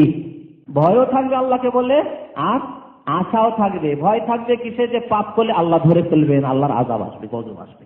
আর আশা যে আল্লাহ যেটুকু ইবাদত বন্দেগী করছে, আল্লাহ ফরজ আদায় করছে, ওয়াজিব আদায় করছে, সুন্নাত আদায় করছে, তোমার মতো হারাম থেকে বাঁচছি আল্লাহ, আর তোমার অসন্তুষ্টির কাজ জেনে শুনে করি না, সুতরাং আল্লাহ তোমার কাছে তোমার রহমতের আশাবাদী, তোমার জান্নাতের আশাবাদী, যে দুনিয়া এবং আখিরাতের সুখের আশাবাদী। তাহলে আশাও রাখতে হবে আল্লাহর কাছে ভালো কাজ করে, আর নিরাশ হতে হবে না। ঠিক তেমনি গুনাহ যাতে না হয় এই জন্য ভয় রাখতে হবে, যে গুনাহ হলে আল্লাহ ধরে ফেলবে। মানুষের সংশোধন কখন হবে? এই দুইটি ব্যালেন্স যখন ঠিক থাকবে। গাড়ির চাকা যদি দুদিকে ঠিক থাকে তাহলে না গাড়ি ঠিক চলবে। আর যদি চাকা গাড়ির দুটি ঠিক না থাকে, একটা পাঞ্চার থাকে, একটা পাঞ্চার, ডান দিকের চাকা পাঞ্চার আছে, বাম দিকের চাকা পাঞ্চার, আর খুব সুন্দর আপনি ড্রাইভার, ভালো ড্রাইভিং করছেন, গাড়ি কোন দিকে যাবে? সোজা গাড়ি যাবে না আপনার। তো মুমিনের অন্তরে দুটো যদি না থাকে, খৌফ এবং তামা, ভয়ও থাকতে হবে আল্লাহ এবং আশাও থাকতে হবে। আল্লাহ রাব্বুল আলামিনের ক্ষেত্রে আল্লাহ রাব্বুল তাই বলছেন, ওয়াদউহু খাওফান ওয়া তামা, আল্লাহর কাছে দোয়া করো ভয়ের সাথে এবং আশার সাথে। ইন্না রাহমাতাল্লাহি করিবুম মিনাল মুহসিনিন, নিশ্চয় আল্লাহর রহমত কার সন্নিকটে? মুহসিনিনে, সৎকর্মশীলদের সন্নিকটে। তাহলে আল্লাহর রহমত ছাড়া জান্নাত পাওয়া যাবে না, আল্লাহর রহমত ছাড়া কবরের আযাব দূর হবে না, আল্লাহর রহমত ছাড়া দুনিয়া আখিরাতে শান্তি পাওয়া যাবে না। কিন্তু রহমত কখন হাসিল হবে? শুধু আশা করলে হবে কি? কি করতে হবে? মুহসিনিন হইতে হবে, সৎ কর্মশীল হইতে হবে। সৎ কর্ম করেন, তারপরে আল্লাহর কাছে আশা করেন, আল্লাহ আমি যতটুকু পেরেছি করেছি, আল্লাহ বাকি তোমার রহমতের আশাবাদী, আল্লাহ তোমার রহমত ছাড়া আমার নাজাত হতে পারে না, মুক্তি হতে পারে না। আল্লাহ ইন্না রাহমাতাল্লাহি করিবুম মিনাল মুহসিনিন, সূরা আরাফ আয়াত নম্বর 56। ওয়া কওলি, মহান আল্লাহর বাণী। আরো আল্লাহ রাব্বুল বলছেন, আফা হুকমাল জাহিলিয়াতি ইয়াবগুন, তারা অজ্ঞতার যুগের, জাহিলিয়াত মানে অজ্ঞতার যুগ। জাহিলি যুগ কোন যুগকে বলা হয় বলুন তো দেখি? ইসলাম আসার পূর্বে যুগকে বলা হয়েছে জাহিলি যুগ। কারণ সেই যুগটি কি ছিল? অশিক্ষিত লোকদের ছিল, সেই জন্য শিরক কুফরির যুগ ছিল, সেই জন্য সারা বিশ্বে কুফরি আর শিরক বিরাজ করছিল।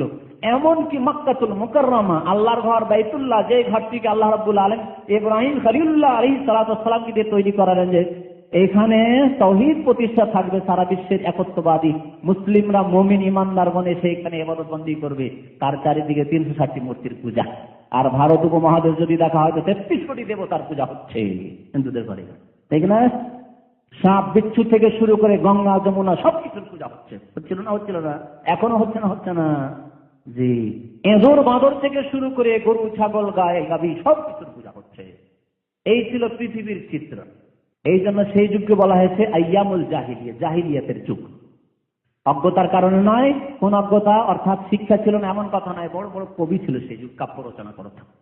সাবা মুআল্লাকা, 7টি প্রসিদ্ধ কবিদের কবিতা আছে যেগুলি দিয়ে তারা প্রতিযোগিতা করতো সেই যুগে। আজ পর্যন্ত এখনো যারা ইসলামের আরবি সাহিত্যের উপর পড়াশোনা করে, মাদ্রাসায় হোক আর কলেজ ইউনিভার্সিটিতে যে অ্যারাবিক যারা এমএ করে বা অনার্স করে, তাদেরকে এসব পড়তে হয়। তাদের সাহিত্য আজকে বর্তমান যুগে আরবি যে কবি রয়েছে তাদের সাথে অনেক বড় বড় কবি সেই যুগে ছিল। কিন্তু সেই যুগকে জাহিলিয়াতের যুগ কেন বলা হলো? এই জন্য নয় যে শিক্ষা দীক্ষা যাচ্ছে না, এই জন্যই যে সেই যুগে কুফর এবং শিরক এমন ভাবে ছেয়ে পড়েছিল যে তাওহীদবাদী খুঁজে পাওয়া যেত। আবু জাহালকে জাহেলের বাপ কেন বলা হলো? শিক্ষার দিকে মূর্খ ছিল না, সে মক্কার নেতা ছিল, কিন্তু তাকে আবু জাহাল অর্থাৎ অজ্ঞতার বাপ, জাহেলের বাপ বা জাহালত অজ্ঞতার বাপ কেন বলা হলো? এই জন্য যে সবচেয়ে বড় শত্রু ইসলামের, তাওহীদের শত্রু, আল্লাহর দিনের শত্রু ছিল সেজন্য জাহেল। আল্লাহ থেকে অজ্ঞ, আল্লাহর দিন থেকে অজ্ঞ, আল্লাহর দিনের শত্রু। তাহলে আল্লাহর নাযিলকৃত বিধান ছাড়া মানব রচিত যত বিধান আছে সেগুলি হচ্ছে হুকমুল জাহিলিয়া। আল্লাহর বিধান ছাড়া মানুষের তৈরি করা যে কোনো বিধান, সেটি হচ্ছে কি? হুকমুল জাহিলিয়া, জাহিলি বিচার, অজ্ঞতার ফায়সালা, অজ্ঞতার বিধান। আল্লাহ রাব্বুল বলছেন, আফা হুকমাল জাহিলিয়াতি ইয়াবগুন, তারা কি জাহিলি যুগের বিচার দিয়ে তারা মীমাংসা করতে চায়, ফায়সালা করতে চায়। ওমান আহসানু মিনাল্লাহি হুকমা লিকাওমিন ইউকিনুন, অথচ আল্লাহর চাইতে উত্তম বিচারকারী আর কে রয়েছেন? সেই সব সম্প্রদায়ের অন্তরে যারা দৃঢ় বিশ্বাস, লিকাওমিন ইউকিনুন, যারা আল্লাহর প্রতি ইয়াকিন রাখে, দৃঢ় বিশ্বাস রাখে, তাদের নিকটে তারাই তো বিশ্বাস রাখে আল্লাহর ফায়সালার উপর। আল্লাহর চাইতে আর উত্তম বিচারক আর কে হতে পারে? ওমান আহসানু মিনাল্লাহি হুকমা। তাহলে আল্লাহ রাব্বুল আলামিন এত সুন্দর বিচার যা আল কোরআনে নাযিল করেছেন, আল্লাহ রাব্বুল আলামিনের নাযিলকৃত এত সুন্দর বিচার ফায়সালা যা নবী সাল্লাল্লাহু আলাইহি ওয়াসাল্লামের হাদিসে রয়েছে, এর চাইতে ভালো বিচার আর কোথায় হতে পারে? যে কোরআন এবং হাদিসের বাস্তবায়ন না করে রাষ্ট্রীয় পর্যায়ে, আদালতে, দেশে, সমাজে, সার্বিক জীবনে না করে মানুষের তৈরি করা বিধান দিয়ে বিচার করবে, আপা হুকমাল জাহিলিয়াতি ইয়াবগুন, তাহলে তোমরা জাহিলি যুগে বিচার চাও, তোমরা মানব রচিত জাহিলি বিধান দিয়ে তোমরা বিচার করতে চাও। আর আজকে পৃথিবীর যে সব দেশ উন্নতি করেছে, টাকা পয়সায় ডলারে উন্নতি করেছে, ইত্যাদি ইত্যাদি, দুনিয়ার টেকনোলজিতে উন্নতি করেছে, সায়েন্স প্রযুক্তিতে উন্নতি করেছে, তাদের তৈরি করা বিধানগুলি হচ্ছে জাহিলি, হুকমুল জাহিলিয়া। সেগুলি নিয়ে এসে গণতন্ত্র নিয়ে আসলো, সমাজবাদ নিয়ে আসলো, আর আপনার নাস্তিক্যবাদ নিয়ে আসলো, কমিউনিজম নিয়ে আসলো, মার্ক্সবাদ নিয়ে আসলো, ইত্যাদি যত জাতীয়তাবাদ নিয়ে আসলো, যত বাদ রয়েছে এইসব বলার প্রয়োজন নেই। সবগুলো হচ্ছে হুকমুল জাহিলিয়া, মানব রচিত বিধান হচ্ছে হুকমুল জাহিলিয়া। এই তো আয়াত আর হাদিস হলো। তাহলে এখন শেষ ফয়সালা, যারা মানব রচিত বিধান দিয়ে ফয়সালা করে তাদের হুকুম কি? তারা ইমানের গণ্ডিতে থাকবে না একেবারে বেরিয়ে যাবে, না একাধিক ভাগ করা যেতে পারে? জি, তারা কোরআনে যারা মানব রচিত বিধান দিয়ে ফয়সালা করে তাদেরকে শুধু কাফের বলেনি, ওমাল্লাম ইয়াহকুম বিমা আনজালাল্লাহু ফাউলাইকা হুমুল কাফিরুন বলেছেন। তাহলে কাফের কারা? বড় কাফের যারা সমান মনে করে যে ইসলাম আর ক্যাপিটাল পুঁজিবাদ, ইসলাম আর সমাজবাদ, ইসলাম গণতন্ত্রবাদ, ইসলাম ধর্মনিরপেক্ষতাবাদ সব সমান, সব ঠিক আছে। আমাদের দেশে যে আমাদের জজেরা ফয়সালা করছেন এই ফয়সালা, আর সৌদি আরবে যে কাজীরা ফয়সালা করছেন কোরআন এবং হাদিস দেখে বা ফিকহ মাসলা মাসাইল দেখে, দুটোই একই, ঠিকই আছে, সবই ঠিক আছে। তাহলে সমান করে দিল, সুতরাং বড় কাফের। আর যদি মনে করে যে না আজকালকার যুগে কোরআন এবং হাদিস নিয়ে বড় মুশকিল আছে, ওগুলো চলবে না, তাহলে তো চলে গেল, কাফের, সবগুলি বড় কাফের। যদি ঘুষ খেয়ে কোরআন এবং হাদিস দিয়ে বিচার করে, কিন্তু ঘুষ খেয়ে একটি দুটি মাসলা মাসাইলে একটি দুটি সমস্যায় কেসে ঘুষ খেয়ে বিচারে জুলুম অত্যাচার করে দিল, কোরআন এবং হাদিসের নাই বিচার করলো না, তাহলে ওকে কি বলা যাবে? জালেম, কারণ একজনের হক অন্যজনকে দিয়ে দিল। তাই আল্লাহ রাব্বুল আলামিন এই প্রসঙ্গে বলেছেন, এই ঘুষখোর বিচারপতি শাসকদের ক্ষেত্রে বলেছেন ওমাল্লাম ইয়াহকুম বিমা আনজালাল্লাহু ফাউলাইকা হুমুল জালিমুন বলেছেন, কারণ জুলুম করে ফেললো। একজন নির্দোষী লোক আরেকজন দোষী, বা একজনের জমি আরেকজনকে কি করিল, জমি দিয়ে দিল, জমিওয়ালা জমি পেল না, কি জন্য? ঘুষ খেয়ে, জালেম। কিন্তু তার বিশ্বাস আছে যে না এটা জুলুম, বিশ্বাস আছে, জায়েজ মনে করেন আছে। আর ফাসিক বলা হয়েছে যারা কোরআন এবং হাদিস কমের পক্ষে, কম পক্ষে যারা মানব রচিত বিধান দিয়ে ফয়সালা করে আর বলে আমরা পারছি না, আমাদের উপর জবরদস্তি করা হচ্ছে, আমাদের জন্য ওই শক্তিশালী দেশগুলি পরাশক্তিগুলি সমস্যা সৃষ্টি করবে, সেই জন্য আমরা পারছি না। তারপরেও তারা কি, যদিও তাদের ইমান মজবুত থাকে, এই ক্ষেত্রে মুনাফিক না, কপটতা নাই, মানে অন্তর ঠিক আছে ইসলামের ওপর, ইমানের ওপর, কোরআনের ওপর, হাদিসের ওপর, নবীর মহব্বতে, তারপরেও পারছি না, আমাদেরকে জবরদস্তি চাপ সৃষ্টি করা হচ্ছে, কি করব আমরা? তারপরেও আমাল্লাম ইয়াহকুম বিমা আনজালাল্লাহু ফাউলাইকা হুমুল ফাসিকুন, এরা ফাসিক, পাপিষ্ঠ, গুনাহগার, কাবিরা গুনাহ করছে। তা হয় পারবে, আর না হলে যারা পারবে তাদের জন্য রাস্তা ছেড়ে দেবে। তাদেরকে বলবো হয় আল্লাহর বিধান প্রতিষ্ঠা করার জন্য চেষ্টা করবে, আর না হলে যে সব বীর মুজাহিদরা পারবে, যাদের ইমানি শক্তি আছে, আমরা পারবো এই বাতিল শক্তিগুলির মোকাবেলা করতে এবং আমরা কোরআন এবং সুন্নাহর আইন পরিচালনা করতে, তাদেরকে আগে বেরিয়ে দেবে যে আমরা পারছি না, আমাদের ইমানের দুর্বলতা, যা আপনারা করে। শুরুতে আরেকটি কথা বলেছিলাম, এই তাগুতের বিধান অর্থাৎ মানব রচিত বিধানের ক্ষেত্রে একদল যারা আইন প্রণয়ন করে, তৈরি করে, তারা তাগুত এবং তারা বড় কাফের, এতে কোনো সন্দেহ নেই। এটাও শুনে নেন, আইন তৈরি করার বলছে না না কোরআনের উপর ঈমান আছে, চলবে কথা? মুনাফিক, বড় মুনাফিক। কি করে আপনার কোরআনের উপর ঈমান আছে আর আইন তৈরি করছেন? আমাকে যদি বলা হয় যে দেশের সংবিধান তৈরি করুন, অথচ আমি কোরআন হাদিস সম্পর্কে জানি, আর আমি বলবো যে না আমি মুসলমান, চলবে? গ্রহণযোগ্য হবে কথা? কেন আমি নিজে আইন তৈরি করছি, আল্লাহ না করে। তো যেই ব্যক্তি বা যারা আইন প্রণয়ন করলো, সংবিধান তৈরি করলো, তারা নিঃসন্দেহে তাগুত এবং কাফের, কারণ তারা আইন তৈরিকারী। লক্ষ লক্ষ কোটি কোটি লোক তাদের এই আইন সংবিধান মেনে চলবে, ফেরাউনি কাজ তারা করে। আর এক দল আইন তৈরি করেনি, কিন্তু সেই মানবরচিত আইন দিয়ে বিচার করছে। এই আগের যে তফসিল বিস্তারিত কথাটি তাদের ক্ষেত্রে প্রযোজ্য, যে তারা কি জন্য কোরআন হাদিসের সমান, ইসলামী বিধানের সমান মনে করছে, না তার চাইতে শ্রেষ্ঠ মনে করছে, না কোরআন এবং হাদিসের প্রতি ঈমান আছে কিন্তু আমরা পারি না, বাধ্য হয়ে যাচ্ছে, এই ক্ষেত্রে আমাদের নেই, ক্ষমতা নেই, কাফের, জালেম, ফাসিক হবে এই ক্ষেত্রে। আর আরেক দলের কথা বলেছিলাম, জনসাধারণ, দেশে যে কোর্ট কাছারি রয়েছে, আদালত রয়েছে, সুপ্রিম কোর্ট, হাইকোর্ট ইত্যাদি রয়েছে, আপনাকে কোনো কেসের ক্ষেত্রে যেতে হচ্ছে, আপনার কারোর সাথে বিবাদ, জমি জায়গা নিয়ে, টাকা পয়সা নিয়ে, বা যে কিছু নিয়ে হোক না কেন, আপনাকে সেখানে যেতে হচ্ছে। এখন কি আপনি বললেন এখানে মানব রচিত বিধান দিয়ে ফয়সালা, আমি ওখানে যাব? অথচ আপনি আসামি অথবা বাদী, আর আপনার এই ন্যায্য হক কোরআন সুন্নাহর আলোকেও যদি হাসিল করতে হয়, আপনি আলেম ওলামাদের দিয়ে বিচার করেও পারবেন না, আপনাকে কোর্টের আশ্রয় নিতে হবে।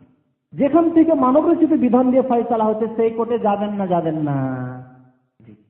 এই ক্ষেত্রে অল্প কিছু আলেমরা বলেছেন না, যাবেন না, আপনার হক ছেড়ে দেন, তারপরে আপনি মানবরচিত বিধান দিয়ে যে কোর্ট ফয়সালা করছেন সেখানে আপনি কেস নিয়ে যাবেন না। কিন্তু এই কথাটি ঠিক নয়। ন্যায্য হক আপনার 50 বিঘা জমি চলে যাচ্ছে, আর এর জন্য আপনি মানবরচিত বিধান দিয়ে কোর্টে ফয়সালা হয় সেখানে, সেই জন্য আপনার ন্যায্য হক নেওয়ার জন্য যাবেন না। আপনি ফার্স্ট ক্লাস পাস করেছেন, তারপরে চাকরি আপনাকে না দিয়ে একটা সেকেন্ড ক্লাস থার্ড ক্লাস ছেলেকে চাকরি দিয়ে দেওয়া হলো, আপনি কেস করলে জানছেন যে আমি সুপ্রিম কোর্ট হাইকোর্ট করলে আমি এই চাকরিটা পেয়ে যাবো, তাহলে আপনি কি চাকরি নেওয়ার জন্য যাবেন না? অথচ কোর্ট হচ্ছে ইসলামিক আদালত নয়, অন ইসলামিক আদালত, তারপরে না যাবেন আপনি সেখানে গিয়ে যে ফয়সালাটা নিলেন সেটি আপনার জন্য জায়েজ, যদিও সেখানে মানবরচিত বিধান দিয়ে ফয়সালা, কারণ যে হকটি আপনি নিচ্ছেন সেটি আপনার ন্যায্য হক, ঠিক না? ন্যায্য হক, জমি আপনার, টাকা আপনার, চাকরি কি আপনার, আপনি এর যোগ্য, সেজন্য আপনি এইরকম বিচার নিতে পারবেন। কারণ এর আমরা ভুক্তভোগী, কিন্তু আমাদেরকে এসব কোর্টে যেতে হবে, কখনো আসামি হয়ে যেতে হবে, কখনো বাদী হয়ে যেতে হবে, ঠিক না? সুতরাং আমাদের জন্য জায়েজ রয়েছে। সন্তুষ্টি প্রকাশ করা, ইসলামের বিরুদ্ধে যদি ফয়সালা করে তার উপর সন্তুষ্টি প্রকাশ করা না জায়েজ নয়, সন্তুষ্টি প্রকাশ করা জায়েজ নয়। হাদিস আব্দুল্লাহ বিন আমর ইবনে আস রাদিয়াল্লাহু তাআলা আনহুমা বর্ণনা করেছেন, বলছেন আন্না রাসূলুল্লাহ সাল্লাল্লাহু আলাইহি ওয়াসাল্লাম قال, রাসূলুল্লাহ সাল্লাল্লাহু আলাইহি ওয়াসাল্লাম ইরশাদ করেছেন, লা ইউমিনু আহাদুকুম, তোমাদের কোন ব্যক্তি অতক্ষণ সঠিক মুমিন হতে পারবে না, সঠিক মুমিন হতে পারবে না কতক্ষণ পর্যন্ত, হাত্তা ইয়াকুনা হাওয়াহু তাবআন লিমা জিতু বিহি, আমি যা নিয়ে এসেছি, কে? রাসূলুল্লাহ সাল্লাল্লাহু আলাইহি ওয়াসাল্লাম, আমি মুহাম্মদ সাল্লাল্লাহু আলাইহি ওয়াসাল্লাম যা নিয়ে এসেছি, তিনি বলছেন তার যতক্ষণ অনুসারী না হয়ে যাবে সেই ব্যক্তির, যে ব্যক্তি মুমিন হতে চায় সেই ব্যক্তির প্রবৃত্তি, তার মনের চাহিদা, মনের কামনা, মনের বাসনা কি হয়ে যাবে? যা কিছু আল্লাহ রাব্বুল আলামিনের পক্ষ থেকে নবী করিম সাল্লাল্লাহু আলাইহি ওয়াসাল্লাম নিয়ে এসেছেন তার অনুসারী না হয়ে যাবে।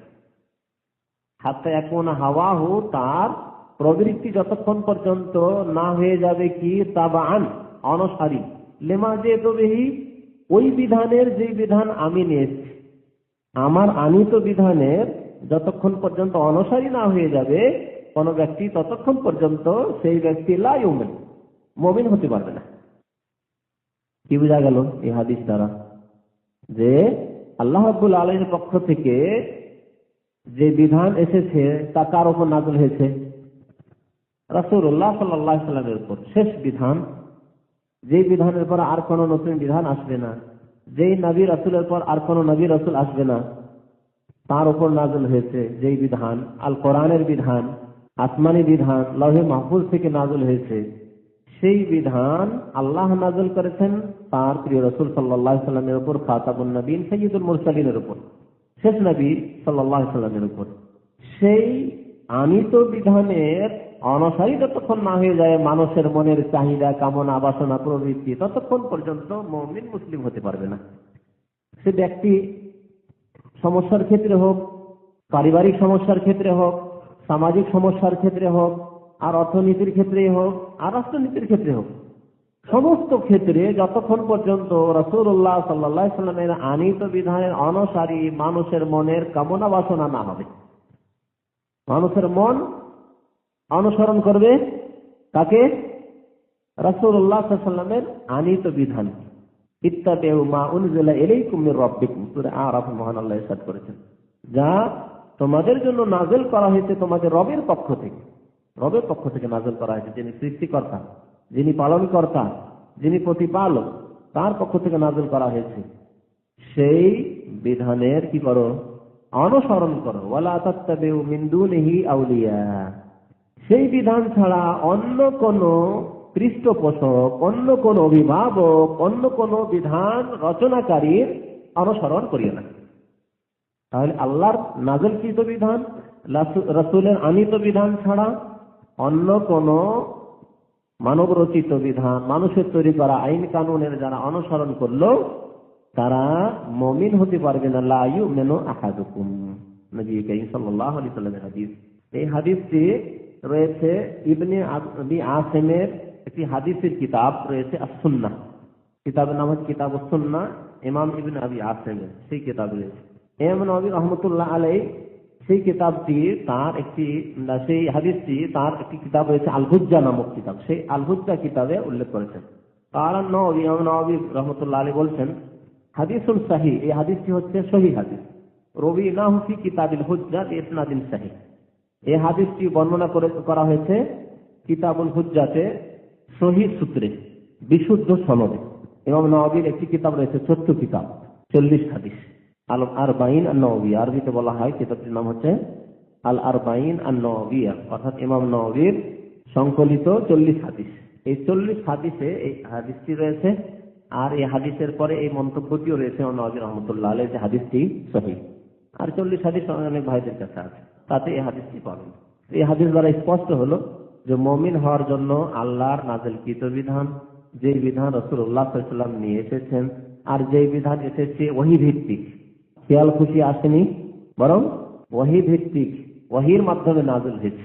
আমা ইয়ানতিকু আনিল হাওয়া, নিজের পক্ষ থেকেও নবী কারীম সাল্লাল্লাহু আলাইহি ওয়াসাল্লাম সেই বিধানের কোনো একটি কথাও বলেননি, বরং যা কিছু এসেছে ইন হুয়া ইল্লা ওয়াহয়ুন ইউহা, সেই বিধান যে ব্যক্তি মানল না, সেই বিধানে তার মন অনুসরণ করলো না, সেই ব্যক্তি মুমিন মুসলিম হতে পারবে না। ওয়াকাল আশ-শাবি, তাবেঈ ইমাম শাবি রাহমাতুল্লাহ আলাইহি বলছেন কানা বাইনা রাজুলিন মিনাল মুনাফিকিন ওয়া রাজুলিন মিনাল ইয়াহুদ খুসুমা। একটি আর হাদিস উল্লেখ করছেন যে একজন মুনাফিক আর একজন ইহুদির মধ্যে কোনো বিষয় নিয়ে ঝগড়া হয়েছিল। খুসুমা, খুসুমা মানে ঝগড়া, দ্বন্দ্ব, লড়াই। খাসামা ইউখাসিমা মানে হাযানি খাসমান ইখতাসামু ফি রাব্বিহিম, কোরআনে আল্লাহ বলেছেন হাযানি খাসমান, এই দুইজন প্রতিদ্বন্দ্বী, একে অন্যের প্রতিদ্বন্দ্বী। তো এই দুইজনে দ্বন্দ্ব হয়, ঝগড়া হয়ে যায়। দুইজন কে কে ছিল? একজন ইহুদি, তাহলে সে স্পষ্টই কাফের। আরেকজন কি? গোপনীয় কাফের, মুনাফিক, মানে নামদারি মুসলমান, কিন্তু তার অন্তরে ঈমান ছিল না, তার অন্তরে ঈমান ছিল না, মুনাফিক। মুনাফিক যে মুসলিমদের অন্তর্ভুক্ত, কিন্তু অন্তরে ঈমান নেই, আল্লাহ পরকালে বিশ্বাস নেই, জন্মসূত্রে শুধু মুসলিম, ইসলাম দ্রোহী, তার ইসলাম দ্রোহী ইহুদি নাসারার চাইতে বেশি ক্ষতিকর। কিন্তু কারণ এই ঘরের শত্রু, ঘরের শত্রু যত বেশি ক্ষতি করতে পারবে, পরের শত্রু অত ক্ষতি করতে পারবে কি? পরের শত্রু আপনার বাড়ির দরজার কাছে ঘোরাঘুরি করে, আরে এই লোকটি অজানা লোক, এখানে কেন ঘোরাঘুরি করছে, এত রাত্রে কেন এই লোকটি ঘোরাঘুরি করছে, ঠিক না? এই সময় কেন নির্জনতার সময় কোনো লোকজন নেই, এই সময় কেন ঘোরাঘুরি করছে আমার বাড়ির আশেপাশে? তাহলে বাইরের কোনো অচেনা লোক যদি কোনো শত্রু মনে হয়, তাহলে আগেই সজাগ। কি ব্যাপার? আপনার ঘরের শত্রু, আপনার ছেলেই যদি শত্রু হয়, আপনার আপন ভাই যদি শত্রু হয়, হ্যাঁ, আপনার ভাতিজাই যদি শত্রু হয়, আপনার ভাগিনে কোনো আত্মীয় শত্রু হয়, সে তো ঘরে যাতায়াত করে, যে কোনো সময় রাত 12টায় আসে বা 3টায় আসে, আসলে আপন লোক, আমার আত্মীয়, এর দ্বারা ক্ষতির সম্ভাবনা বেশি। এইরকম শত্রুর দ্বারা ক্ষতির সম্ভাবনা বেশি। এই জন্য ইহুদি চাইতে, নাসারা খ্রিস্টান চাইতে, অন্য কাফের অমুসলিম চাইতে বেশি ক্ষতিকারক হচ্ছে মুনাফিক। সাপ বিচ্ছু যদি হাতে আস্তিনের মধ্যে ঢুকে থাকে, ওই রকম হচ্ছে মুসলিম সমাজে মুনাফিক। মুসলিম সমাজের ঘরে ঘরে ঢুকে আছে, বাবা নামাজ পড়ে, আর এক ভাই নামাজি মুসল্লি, আরেক ভাই বড় মুনাফিক। ধরা মুশকিল এরকম শত্রু, যে এরকম শত্রু যে ক্ষতি করতে ঘরে বসে বসে মুসলিমদের, মুসলিম সমাজে বসে বসে, মুসলিম দেশে বসে বসে এইরকম চোরকে, এরকম ডাকাতকে, এইরকম ইসলাম দুশমনকে ধরা মুশকিল। তো এই ইহুদি কি করেছিল দেখুন।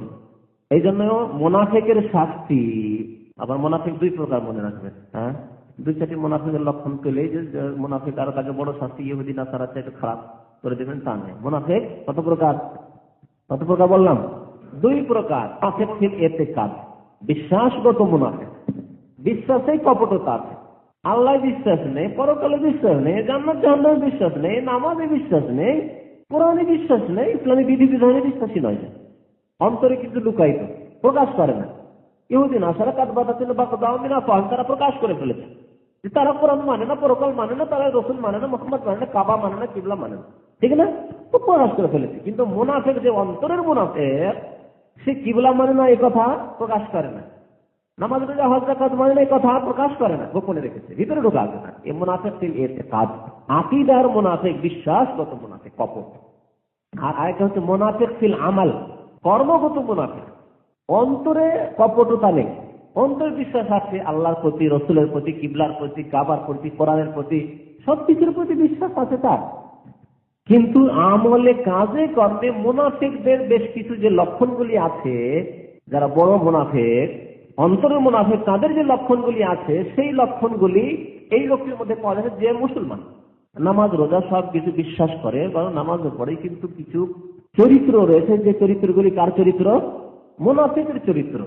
যেমন মুনাফিকের চরিত্র নবী সাল্লাল্লাহু আলাইহি ওয়াসাল্লাম বলেছেন আয়াতুল মুনাফিক সালাসুন, মুনাফিকের চরিত্র হচ্ছে তিনটি। এই যে হাদদাসা কাযাবা, কথা বললে মিথ্যা বলা। তাহলে একজন লোক নামাজও পড়ে, রোজাও রাখে, হজ যাকাতও করে, আর অনেক কিছুই করে, ইসলামের ফরজ ওয়াজিব আদায় করে, কিন্তু কথা বললে মিথ্যা বলে। তাহলে কি বড় মুনাফিক না ছোট মুনাফিক?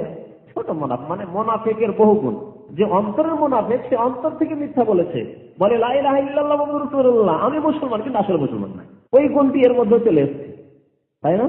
ও কলেমার ক্ষেত্রে মিথ্যুক বড় মুনাফিক, আর ছোট মুনাফিক কথাবার্তা মিথ্যু। কলেমার ক্ষেত্রে সে মিথ্যুক নয়, কলেমাটার কাজ ঠিক আছে, মানে সত্যি অন্তর থেকে কলেমার শাহাদাত দিয়েছে সে মুসলমান, নামাজটা পড়ে অন্তরের সততার সাথে, কিন্তু কথা কথা মিথ্যা কথা বলে, কাজে কর্মে মিথ্যা কথা বলে, ব্যবসা বাণিজ্যের ক্ষেত্রে মিথ্যা কথা বলে, মিথ্যা লিখে, ওয়াইদা ওয়াদা আখলাফা, ওয়াদা করলে ওয়াদা খেলাফি করে।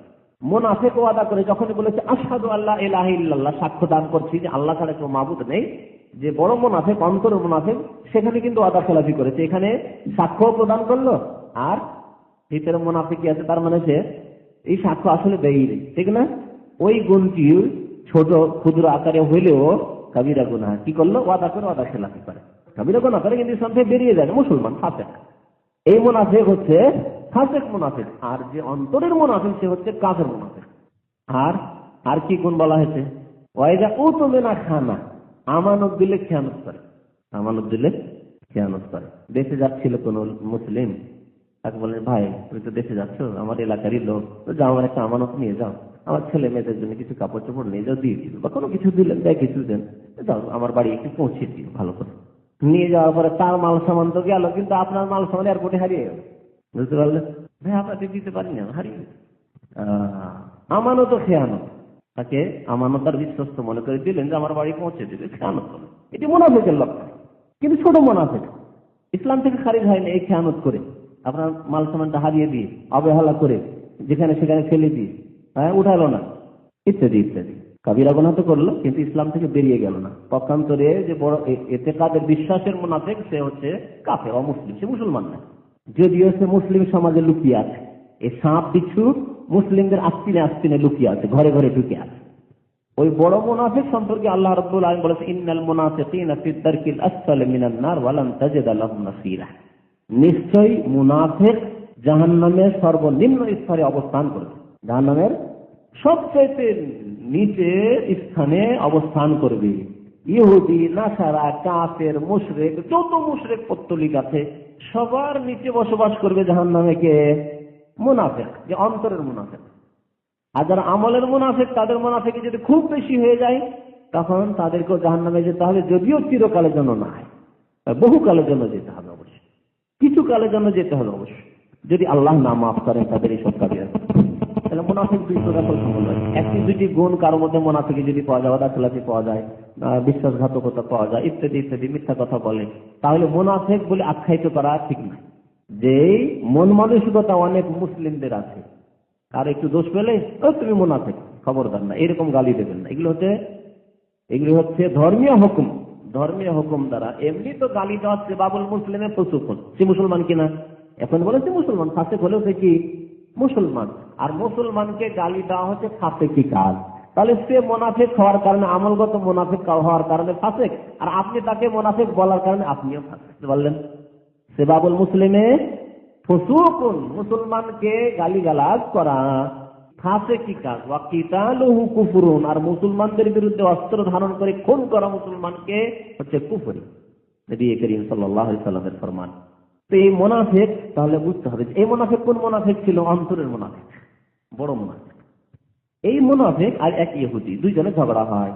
ফাকাল ইহুদি, ইহুদি বলে না তাহাকামু ইলা মুহাম্মাদিন সাল্লাল্লাহু আলাইহি ওয়াসাল্লাম, আল্লাহ রাসূলের জামানা ছিল সাল্লাল্লাহু আলাইহি ওয়াসাল্লাম, নবী সাল্লাল্লাহু আলাইহি ওয়াসাল্লামের জামানা।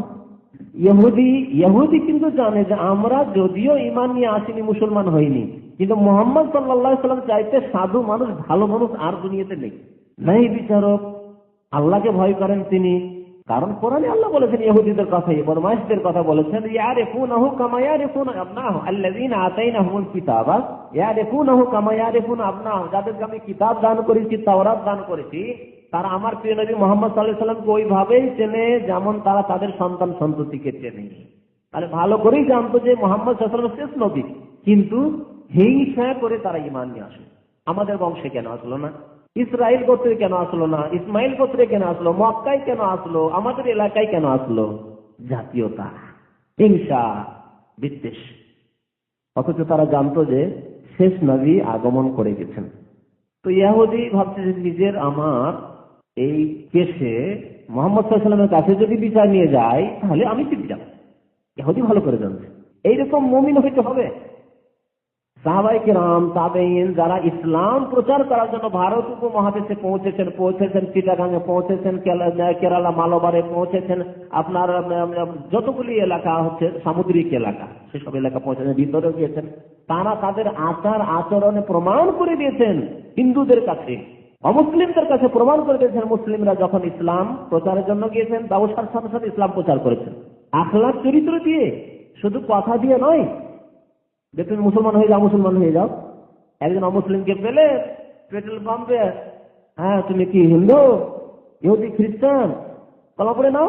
না না, শুধু এইরকম করে কলমা পড়ালে হবে না। কলমা পড়ার জন্য ইসলামিক আখলাক লাগবে, ইসলামিক ক্যারেক্টার লাগবে। আপনার ইসলামিক ক্যারেক্টার দেখতে পায় না তো আপনাকে দেখে আকৃষ্ট হবে কি করে? যখন এই ভালো মুসলিমগুলিকে, সৎ মুসলিমগুলিকে ওই কাফের হিন্দুরা দেখলো, অমুসলিমরা দেখলো ভারত উপমহাদেশে, যে আরে এরা তো আমাদের হিন্দু চাইতে ভালো, আমাদের ব্রাহ্মণ চাইতে অনেক ভালো, আমাদের নেতাদের চাইতে অনেক ভালো, আমাদের রাজা বাদশাদের চাইতে অনেক ভালো, এরা সৎ, এরা জুলুম করে না। হিন্দু ব্যবসায়ী আছে আর মুসলমান ব্যবসায়ী এমন থেকে এসছে, আরব থেকে মুসলমান ব্যবসায়ী এসছে, একটি পয়সা তারা খেয়ে মেরে যায় না, আর এই হিন্দুরা কত লাখ লাখ টাকা আমাদের মেরে নিচ্ছে। যখন এইরকম দেখলো তখন দেখলো না, এরাই সত্য ধর্ম নিয়ে এসছে মুসলিমরা, তখন দলে দলে মুসলমান হয়ে গেল। তার মধ্যে ভাগ্যবান হলো আমাদের পূর্বপুরুষ, তারাও মুসলমান হয়ে গেল, আলহামদুলিল্লাহ। হ্যাঁ, যে জন্মসূত্রে আমরা মুসলমান হয়েছি, এইভাবে মুসলমান হয়েছে ভারত উপমহাদেশ, এইভাবে মুসলমান হয়েছে ইন্দোনেশিয়া, মালয়েশিয়া, এইভাবে ইসলামের প্রচার হয়েছে। তাহলে আপনাকে নবী করিম সাল্লাল্লাহু আলাইহি ওয়াসাল্লামের সিরাত গ্রহণ করতে হবে। লাকাদ কানা লাকুম ফি রাসূলিল্লাহি উসওয়াতুন হাসানাহ। ইহুদি বুঝতে পারলো যে মুহাম্মদ সাল্লাল্লাহু আলাইহি ওয়াসাল্লামের কাছে বিচার যদি নিয়ে যায় তাহলে আমি জিতে যাবো কেসে, কারণ আমি ন্যায্য পথে আছি। যাতে করে আপনার প্রতিবেশী হিন্দু বুঝতে পারে যে মুসলমানের কাছে যদি বিচার করে চায় তাহলে আমি ন্যায্য হক পেয়ে যাবো। মুসলমানের সাথে যদি ব্যবসা বাণিজ্য করি, আদান প্রদান করি, মুসলমান মেরে খাবে না, পক্ষান্তরে হিন্দু মেরে খেয়ে নেবে, ইহুদি মেরে খেয়ে নেবে, খ্রিস্টান মেরে খেয়ে নেবে। এই কথা যেন বুঝতে পারে পার্থক্য। এই পার্থক্য যখন বুঝতে পারবে একজন হিন্দু, ইহুদি, খ্রিস্টান, তখন আর ইসলামের জন্য কলেমা পড়াইতে হবে না, কলেমা পড়ো করতে হবে না। জি, এমনিতেই কলেমা পড়তে চাইবে। এই শান্তির ছায়াতলে অবশ্যই তারা আসতে চাইবে। ইহুদি বলল না তাহাকাম ইলা মুহাম্মাদিন সাল্লাল্লাহু আলাইহি ওয়াসাল্লাম, চলো বিচার নিয়ে যাই আমরা মুহাম্মদ সাল্লাল্লাহু আলাইহি ওয়াসাল্লামের কাছে। তোমাদের নবী, মুনাফিক তো বাহ্যিক তো সে মুসলমান। ইহুদি বলল ঠিক আছে, তোমাদের নবী, তোমাদের নবীর কাছেই মুহাম্মদ সাল্লাল্লাহু আলাইহি ওয়াসাল্লামের কাছে বিচার নেব। লিআন্নাহু আরাফা, কারণ সেই ইহুদি জানতে পেরেছিল আন্নাহু লা ইয়াখুযুর রাশওয়া, মুহাম্মদ সাল্লাল্লাহু আলাইহি ওয়াসাল্লাম ঘুষ নেবেন না, ঘুষ দিয়ে সেখানে কেসে জিতা যাবে না। আর আজকের মুসলিম যদি জজ ঘুষখোর হয়, যদি ব্যারিস্টার ঘুষখোর হয়, উকিল ঘুষখোর হয়, অ্যাডভোকেট ঘুষখোর হয়, তাহলে পাশে যে হিন্দু, খ্রিস্টান উকিল থাকবে, জজ থাকবে, কি করে আকৃষ্ট হবে ইসলামের উপর? হ্যাঁ, দেখে আমার চাইতে বেশি ঘুষখোর মুসলমান ব্যারিস্টার, মুসলমান উকিল, মুসলমান জজ, তাহলে কি করে মুসলমান হবে ওই সব অমুসলিম জজ ব্যারিস্টার গুলি? এই হচ্ছে মুসলমানদের অবস্থা। ওয়াকাল আল মুনাফিক, মুনাফিক যে বেশি ক্ষতিকারক ইহুদির চাইতে, মুনাফিক বলছেন না তাহাকামু ইলাল ইয়াহুদ, চলো তোমাদের ইহুদিদের কাছে বিচার দাও। কারণ সে বুঝতে পেরেছিল ইলমি আন্নাহুম ইয়াখুযুর রাশওয়া, ভালো করে জানে যে আগে গিয়ে ঘুষ দিয়ে দেবো। ইহুদি নেতাকে গিয়ে, বনু কুরাইজার নেতাকে বা বনু নাযির 3টি গোত্র ছিল মদিনায়, তাদের নেতাকে ঘুষ দিয়ে দেবো রাত্রের অন্ধকারে, আর বলবো বিচারটা আমার পক্ষে করতে হবে। আমাদের দেশের সালিশগুলিতে হয় না এরকম? বিচার নেওয়ার আগে যারা একটু হোমরা চোমরা প্রভাবশালী তারা গিয়ে কিন্তু বিচার আগে ফয়সালা হয়ে যায়। কি বিচার হবে না হবে আগে থেকে জানাই থাকে যে এরকম বিচার হবে, ওকে জিতাইতে হবে, একে হারাইতে হবে, একে মারতে হবে, ওকে ধরতে হবে, এসব আগে ফয়সালা হয়ে যায় ঘুষ খেয়ে। সামাজিক বিচারও সালিশ বড় ঘুষ চলে। জি, ঘুষ, পয়সারও ঘুষ হয়, অনেক সময় প্রভাবের ঘুষ হয়, অনেক সময় এখন নগদ নগদ পয়সা নিল না, কিন্তু এই বংশের লোককে যদি আমরা বিচার সালিসে যদি আজকে জিতিয়ে দিই, তাহলে এই বংশের লোকের আগামীতে আমাদের কাজে আসবে। সেটি ঘুষ নয়? সেটাও তো ঘুষ। আর ওই গরিবকে যদি বিচারে জিতিয়ে দিতে, গরিব আমার কি কাজে আসবে? কোনো কাজে আসবে না। সময় বিচার কথা এটা ধার দিতে পারবে না। আর এই বংশের লোকের একটু যদি ফেভার করি আর তার পক্ষে যদি বিচারটা করে দিই, তাহলে 10-20-50 হাজার টাকাও ধার খরচ দিতে পারবে মাঝে মাঝে। এগুলি ঘুষ। মুনাফিক বলল যে ইহুদিদের কাছে বিচার নেব। ফাত্তা ফাতা আলা ইয়াতিয়া কাহিনান ফি জুহাইনা। তারপরে দুইজনের সমস্যার সমাধান কিভাবে হলো? দুইজন দুই দিকে টান দেয়। একজন বলে চলো মোহাম্মদ সাল্লাল্লাহু আলাইহি ওয়াসাল্লামের কাছে যাই, আরেকজন বলে যেন চলো ইহুদিদের কাছে যাই। শেষ করে বলছে না, কোনোটাই না হবে না। তাহলে কি করবো? চলো একজন গণকের কাছে যাই। জুহাইনা বংশের এক গণকের কাছে বিচার করতে হবে। হয়তো কোনো মালধন কোনো বস্তু নিয়ে ঝগড়া ছিল, এটি বলছে আমারও, বলছে আমার। একটা মোবাইল নিয়ে যদি ঝগড়া হয় আজকাল, এই আমার ওই আমার, এরকম ধরনের। তো গণকের কাছে গেলে কুফুরি আকিদা তখন ছিল এরকম। আজকাল অনেক মুসলমানের গণকের কাছে যায়। চুরি হয়েছে, চলে গেল খাদ দেখাইতে, চলে গেল সে কিভাবে চাল পড়া খাওয়াইবে, আমাদের চাল পড়া খাওয়াই। যে চুরি করেছে তার মুখ শুকিয়ে যাবে আর দাঁত একেবারে চেপে ধরে নেবে আর চোর ধরা পড়ে যাবে। এগুলি করাতে যায়। এদের গণক। ইসলামের গায়েব জানার কোনো চাবি কারো কাছে নেই যে কেউ চুরি করলো চোর ধরা পড়বে। ইসলামে এই তরিকা নেই। ধর্মের নাম দিয়ে এক শ্রেণীর মোল্লা করে, তারা গণক। তারা মোল্লা না, হুজুরও না, মাওলানা মৌলভীও না। মনে রাখবেন, তারা গণক। যে গণকের কথা নবী সাল্লাল্লাহু আলাইহি ওয়াসাল্লাম বলেছেন ফাকাদ কাফারা বিমা উনজিলা আলা মুহাম্মদ সাল্লাল্লাহু আলাইহি ওয়াসাল্লাম, গণক হচ্ছে আল্লাহ রাসূলের উপর যে নাযিল হয়েছে বিধান কোরআন, তার সাথে কুফরিকারী কাফের। গণকের কাছে বিচার নিয়ে গেল জুহাইনা বংশের। ফায়াতাহাকাম ইলাইহি, দুইজন পৌঁছিল ওখানে বিচার নেওয়ার জন্য। নবী করিম সাল্লাল্লাহু আলাইহি ওয়াসাল্লামকে আল্লাহ রাব্বুল আলামিন এই ঘটনাটি সম্পর্কে আয়াত দ্বারা জানিয়ে দিলেন। কি জানালেন? আলাম তারা ইলাল্লাযিনা ইয়াজউমুনা, প্রথম আয়াতটি। তুমি কি দেখেছো নবী? মানে ওদের সম্পর্কে জানো, তোমাকে জানিয়ে দিচ্ছি। ইয়াজউমুন আন্নাহুম আমানু বিমা উনজিলা ইলাইহি, তাদের ধারণা যে তারা তোমার প্রতি ঈমান নিয়ে এসেছে। অর্থাৎ মুনাফিক দাবি করে কি যে আমি মুসলমান হয়েছি। ওমা উনজিলা মিন ক্বাবলিক, আর আপনার পূর্বে যা নাযিল হয়েছে তার প্রতি ঈমানের দাবি করে ইহুদি। ইউরিদুনা ইয়াতাহাকামু ইলা তাগুত, এরা বিচার ফয়সালা নেওয়ার জন্য পৌঁছে গেল কোথায়? তাগুতের কাছে, গণকের কাছে। তাগুতের একটি তাফসীর গণকের কাছে। যে গণক বলতে পারবে যে এটি কার, এই মাল সামানটি কার, গণকের কাছে বিচার নেওয়ার জন্য গেল। ওয়াকাদ উমিরু আন ইয়াকফুরু বিহি, অথচ তাদেরকে আদেশ করা হয়েছে যে কি করবে? তাগুতকে অস্বীকার করবে। একজন বল নাতারাফা ইলা নবী সাল্লাল্লাহু আলাইহি ওয়াসাল্লাম, নবী সাল্লাল্লাহু আলাইহি ওয়াসাল্লামের কাছে বিচার নেব, যে খাঁটি মুসলিম। যে বলছে আল্লাহ রাসূল আমাদের মাঝে রয়েছেন, আল্লাহ রাসূল সাল্লাল্লাহু আলাইহি ওয়াসাল্লামের কাছে বিচার নিয়ে যাব। ওয়া কাল আল আখার, অন্যজন বলল ইলা কাব ইবনে আল আশরাফ, কাব বিন আশরাফের কাছে। কাব বিন আশরাফ ইহুদিদের নেতা ছিল। কাব বিন আশরাফ ইহুদিদের নেতা ছিল, এবং এই ইহুদিদের নেতা মদিনায় নবী করিম সাল্লাল্লাহু আলাইহি ওয়াসাল্লামকে বড় কষ্ট দিত, মানসিক কষ্ট। সাহাবায়ে কেরামদেরকে কষ্ট দিত, সাহাবায়ে কেরামদের স্ত্রীগণকে কষ্ট দিত। কিভাবে? তার কাছে গায়িকা ছিল, বেশ কিছু গায়িকা, বড় পয়সাওয়ালা লোক ছিল, পুঁজিপতি মদিনাতে। গায়িকা রাখতো আর তাদেরকে দিয়ে নাচ গান করাতো, আর কবিতার গান পড়াইতো, যে গানগুলি করতো, গান গাইতো, সেই গানগুলি হতো নবী করিম সাল্লাল্লাহু আলাইহি ওয়াসাল্লামের কুৎসাই, নবী সাল্লাল্লাহু আলাইহি ওয়াসাল্লামের আজওয়াজ মুতাহহারাত বিবিদের কুৎসাই, নবী সাল্লাল্লাহু আলাইহি ওয়াসাল্লামের মেয়েগণের কুৎসাই, নবী সাল্লাল্লাহু আলাইহি ওয়াসাল্লামের সাহাবী সাহাবিয়াত মহিলাদের কুৎসা গাইতো। নবী করিম সাল্লাল্লাহু আলাইহি ওয়াসাল্লাম খুব পেরেশান হয়ে গেলেন তার এই কুৎসার কথা শুনে, যে গান গাইছে আর লোকজনকে শোনাচ্ছে কুৎসা।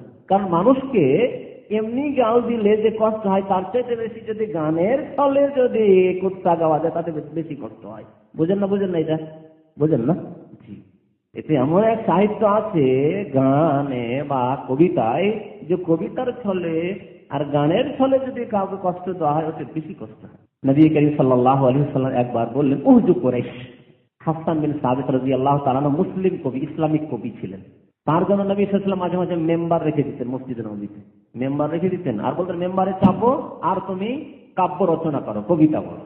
একবার বললেন নবী করিম সাল্লাল্লাহু আলাইহি ওয়াসাল্লাম হাসান বিন সাবিতকে, উহজু কুরাইশ, আমার বংশে যে কুরাইশ জালেম কাফের যারা আমাকে বিতাড়িত করলো, নির্বাসিত করলো মক্কা থেকে, তাদের হেজো করো। হেজো মানে কুৎসা বয়ান করো, তাদের দোষগুলি তুলে ধরো, কবিতার ছলে দোষ ত্রুটি তুলে ধরা কোনো বংশে, এই কাজ করো। নবী করিম সাল্লাল্লাহু আলাইহি ওয়াসাল্লাম যখন আদেশ করলেন হাসান বিন সাবিত কবিতা পড়ার জন্য প্রস্তুত, নবী সাল্লাল্লাহু আলাইহি ওয়াসাল্লাম বললেন আমি তো কুরাইশের একজন, আমি তো কুরাইশ বংশের। হাসানকে জিজ্ঞাসা করলেন রাসূলুল্লাহ সাল্লাল্লাহু আলাইহি ওয়াসাল্লাম, কাইফা তাফআলু বি, আমার সম্পর্কে কি করবে? যখন কোরাইশ বংশ ধরে বলবে যে কোরাইশ বংশ এইরকম এইরকম এইরকম, যেমন এরকম রোগ আছে, সব দেশে আছে। বাংলাদেশের কিছু কিছু ডিস্ট্রিক্ট, আমাকে নাম ধরার দরকার নাই, কিছু কিছু ডিস্ট্রিক্টের এক শ্রেণীর ভাইরা রয়েছে, নাম ধরে ডিস্ট্রিক্ট ধরে এলাকা ধরে অমুক ডিস্ট্রিক্টের লোকেরা এইরকম একবারে পাইকারি হারে, অমুক অঞ্চলের লোকেরা এইরকম পাইকারি হারে। যে পাইকারি হারে বলেন, সে এলাকার সৎ লোকেরা আছেন, নেক লোকেরা আছেন, তারা কষ্ট পাবে না? আপনার কথা শুনলেন স্বাভাবিক পাবে না? অবশ্যই কষ্ট পাবে। আর ৭১-এর পরে পাকিস্তানিরা এইরকম, এই কথা আমরাও শিখেছি। পাইকারি হারে পাকিস্তানি এরকম, পাইকারি হারে সিলেটি এরকম, পাইকারি হারে নোয়াখালী এরকম। এগুলি হচ্ছে রোগ আমাদের, এগুলি হচ্ছে জাহিলি যুগের প্রথা, জাহিলি যুগের কথা। প্রত্যেক অঞ্চলে, প্রত্যেক দেশে, প্রত্যেক জাতিতে ভালো আছে, মন্দ আছে। তো কুরাইশ বংশেও ভালো আছে। কুরাইশ বংশ থেকে আবু বকর সিদ্দিক, উমর ফারুক তারা মুসলমান হয়েছে। এমনকি সাইয়্যিদুল মুরসালিন নবী করিম সাল্লাল্লাহু আলাইহি ওয়াসাল্লাম কুরাইশ বংশের। কিন্তু কুরাইশের মধ্যে জালেম আবু লাহাব, আবু জাহাল, কুরাইশ উতবা, শাইবা, রাবিয়া, বড় বড় কাফের জালেম। নবী করিম সাল্লাল্লাহু আলাইহি ওয়াসাল্লাম কুৎসা গাইতে বললেন কবিতায়, কিন্তু বলেন কেসা তাফালুবি, আমার ব্যাপারে কি করবে, আমাকে কেমন করে বের করবে এই কুৎসা থেকে? কুরাইশের কুৎসা বললে আমাকে তো কষ্ট হবে। যখন কুরাইশের উপর আক্রমণ হবে কবিতার দ্বারা, তখন হাসান বিন সাবিত কি বলেছিলেন? বলেছেন, ইয়া রাসূলুল্লাহ আসুল্লুকা কামা তুসাল্লু শাআরাতু মিনাল আদিল, আপনাকে এমন করে কুরাইশ থেকে প্রশংসা করে বের করে নেব, যেমন যদি কোনো চুল পড়ে যায় আটায়, ছানা আটাতে যদি চুল পড়ে যায়, ছানা আটা থেকে চুলটা যদি টানা হয়, তো সামান্য পরিমাণ আটাও কি চুলে লেগে থাকে? বুঝতে পারলেন না? পারলেন না? আটা ফেনে দেখবেন, একটা চুল ফেলে দেবে, তারপরে চুলটাও তার সাথে ফেলে দেবে, চুলটাকে তারপরে বের করবেন, একটু আটাও চুলে লেগে থাকবে না, শুধু চুল বেরিয়ে আসবে, আপনার আটাতে কোনো লস হবে না, মাইনাস হবে না। হবে কি? নবী করিম সাল্লাল্লাহু আলাইহি ওয়াসাল্লাম বললেন, হাসান বলছে, ইয়া রাসূলুল্লাহ আপনাকে এমন প্রশংসা করে টেনে নেব কুরাইশের মধ্য থেকে যে আপনি একবারে ক্লিন হয়ে, পরিষ্কার হয়ে বেরিয়ে আসবেন, প্রশংসিত হয়ে, মোহাম্মদ মোহাম্মদ হয়ে প্রশংসিত হয়ে, আর উৎসাহ হবে শুধু কুরাইশ কাফেরদের।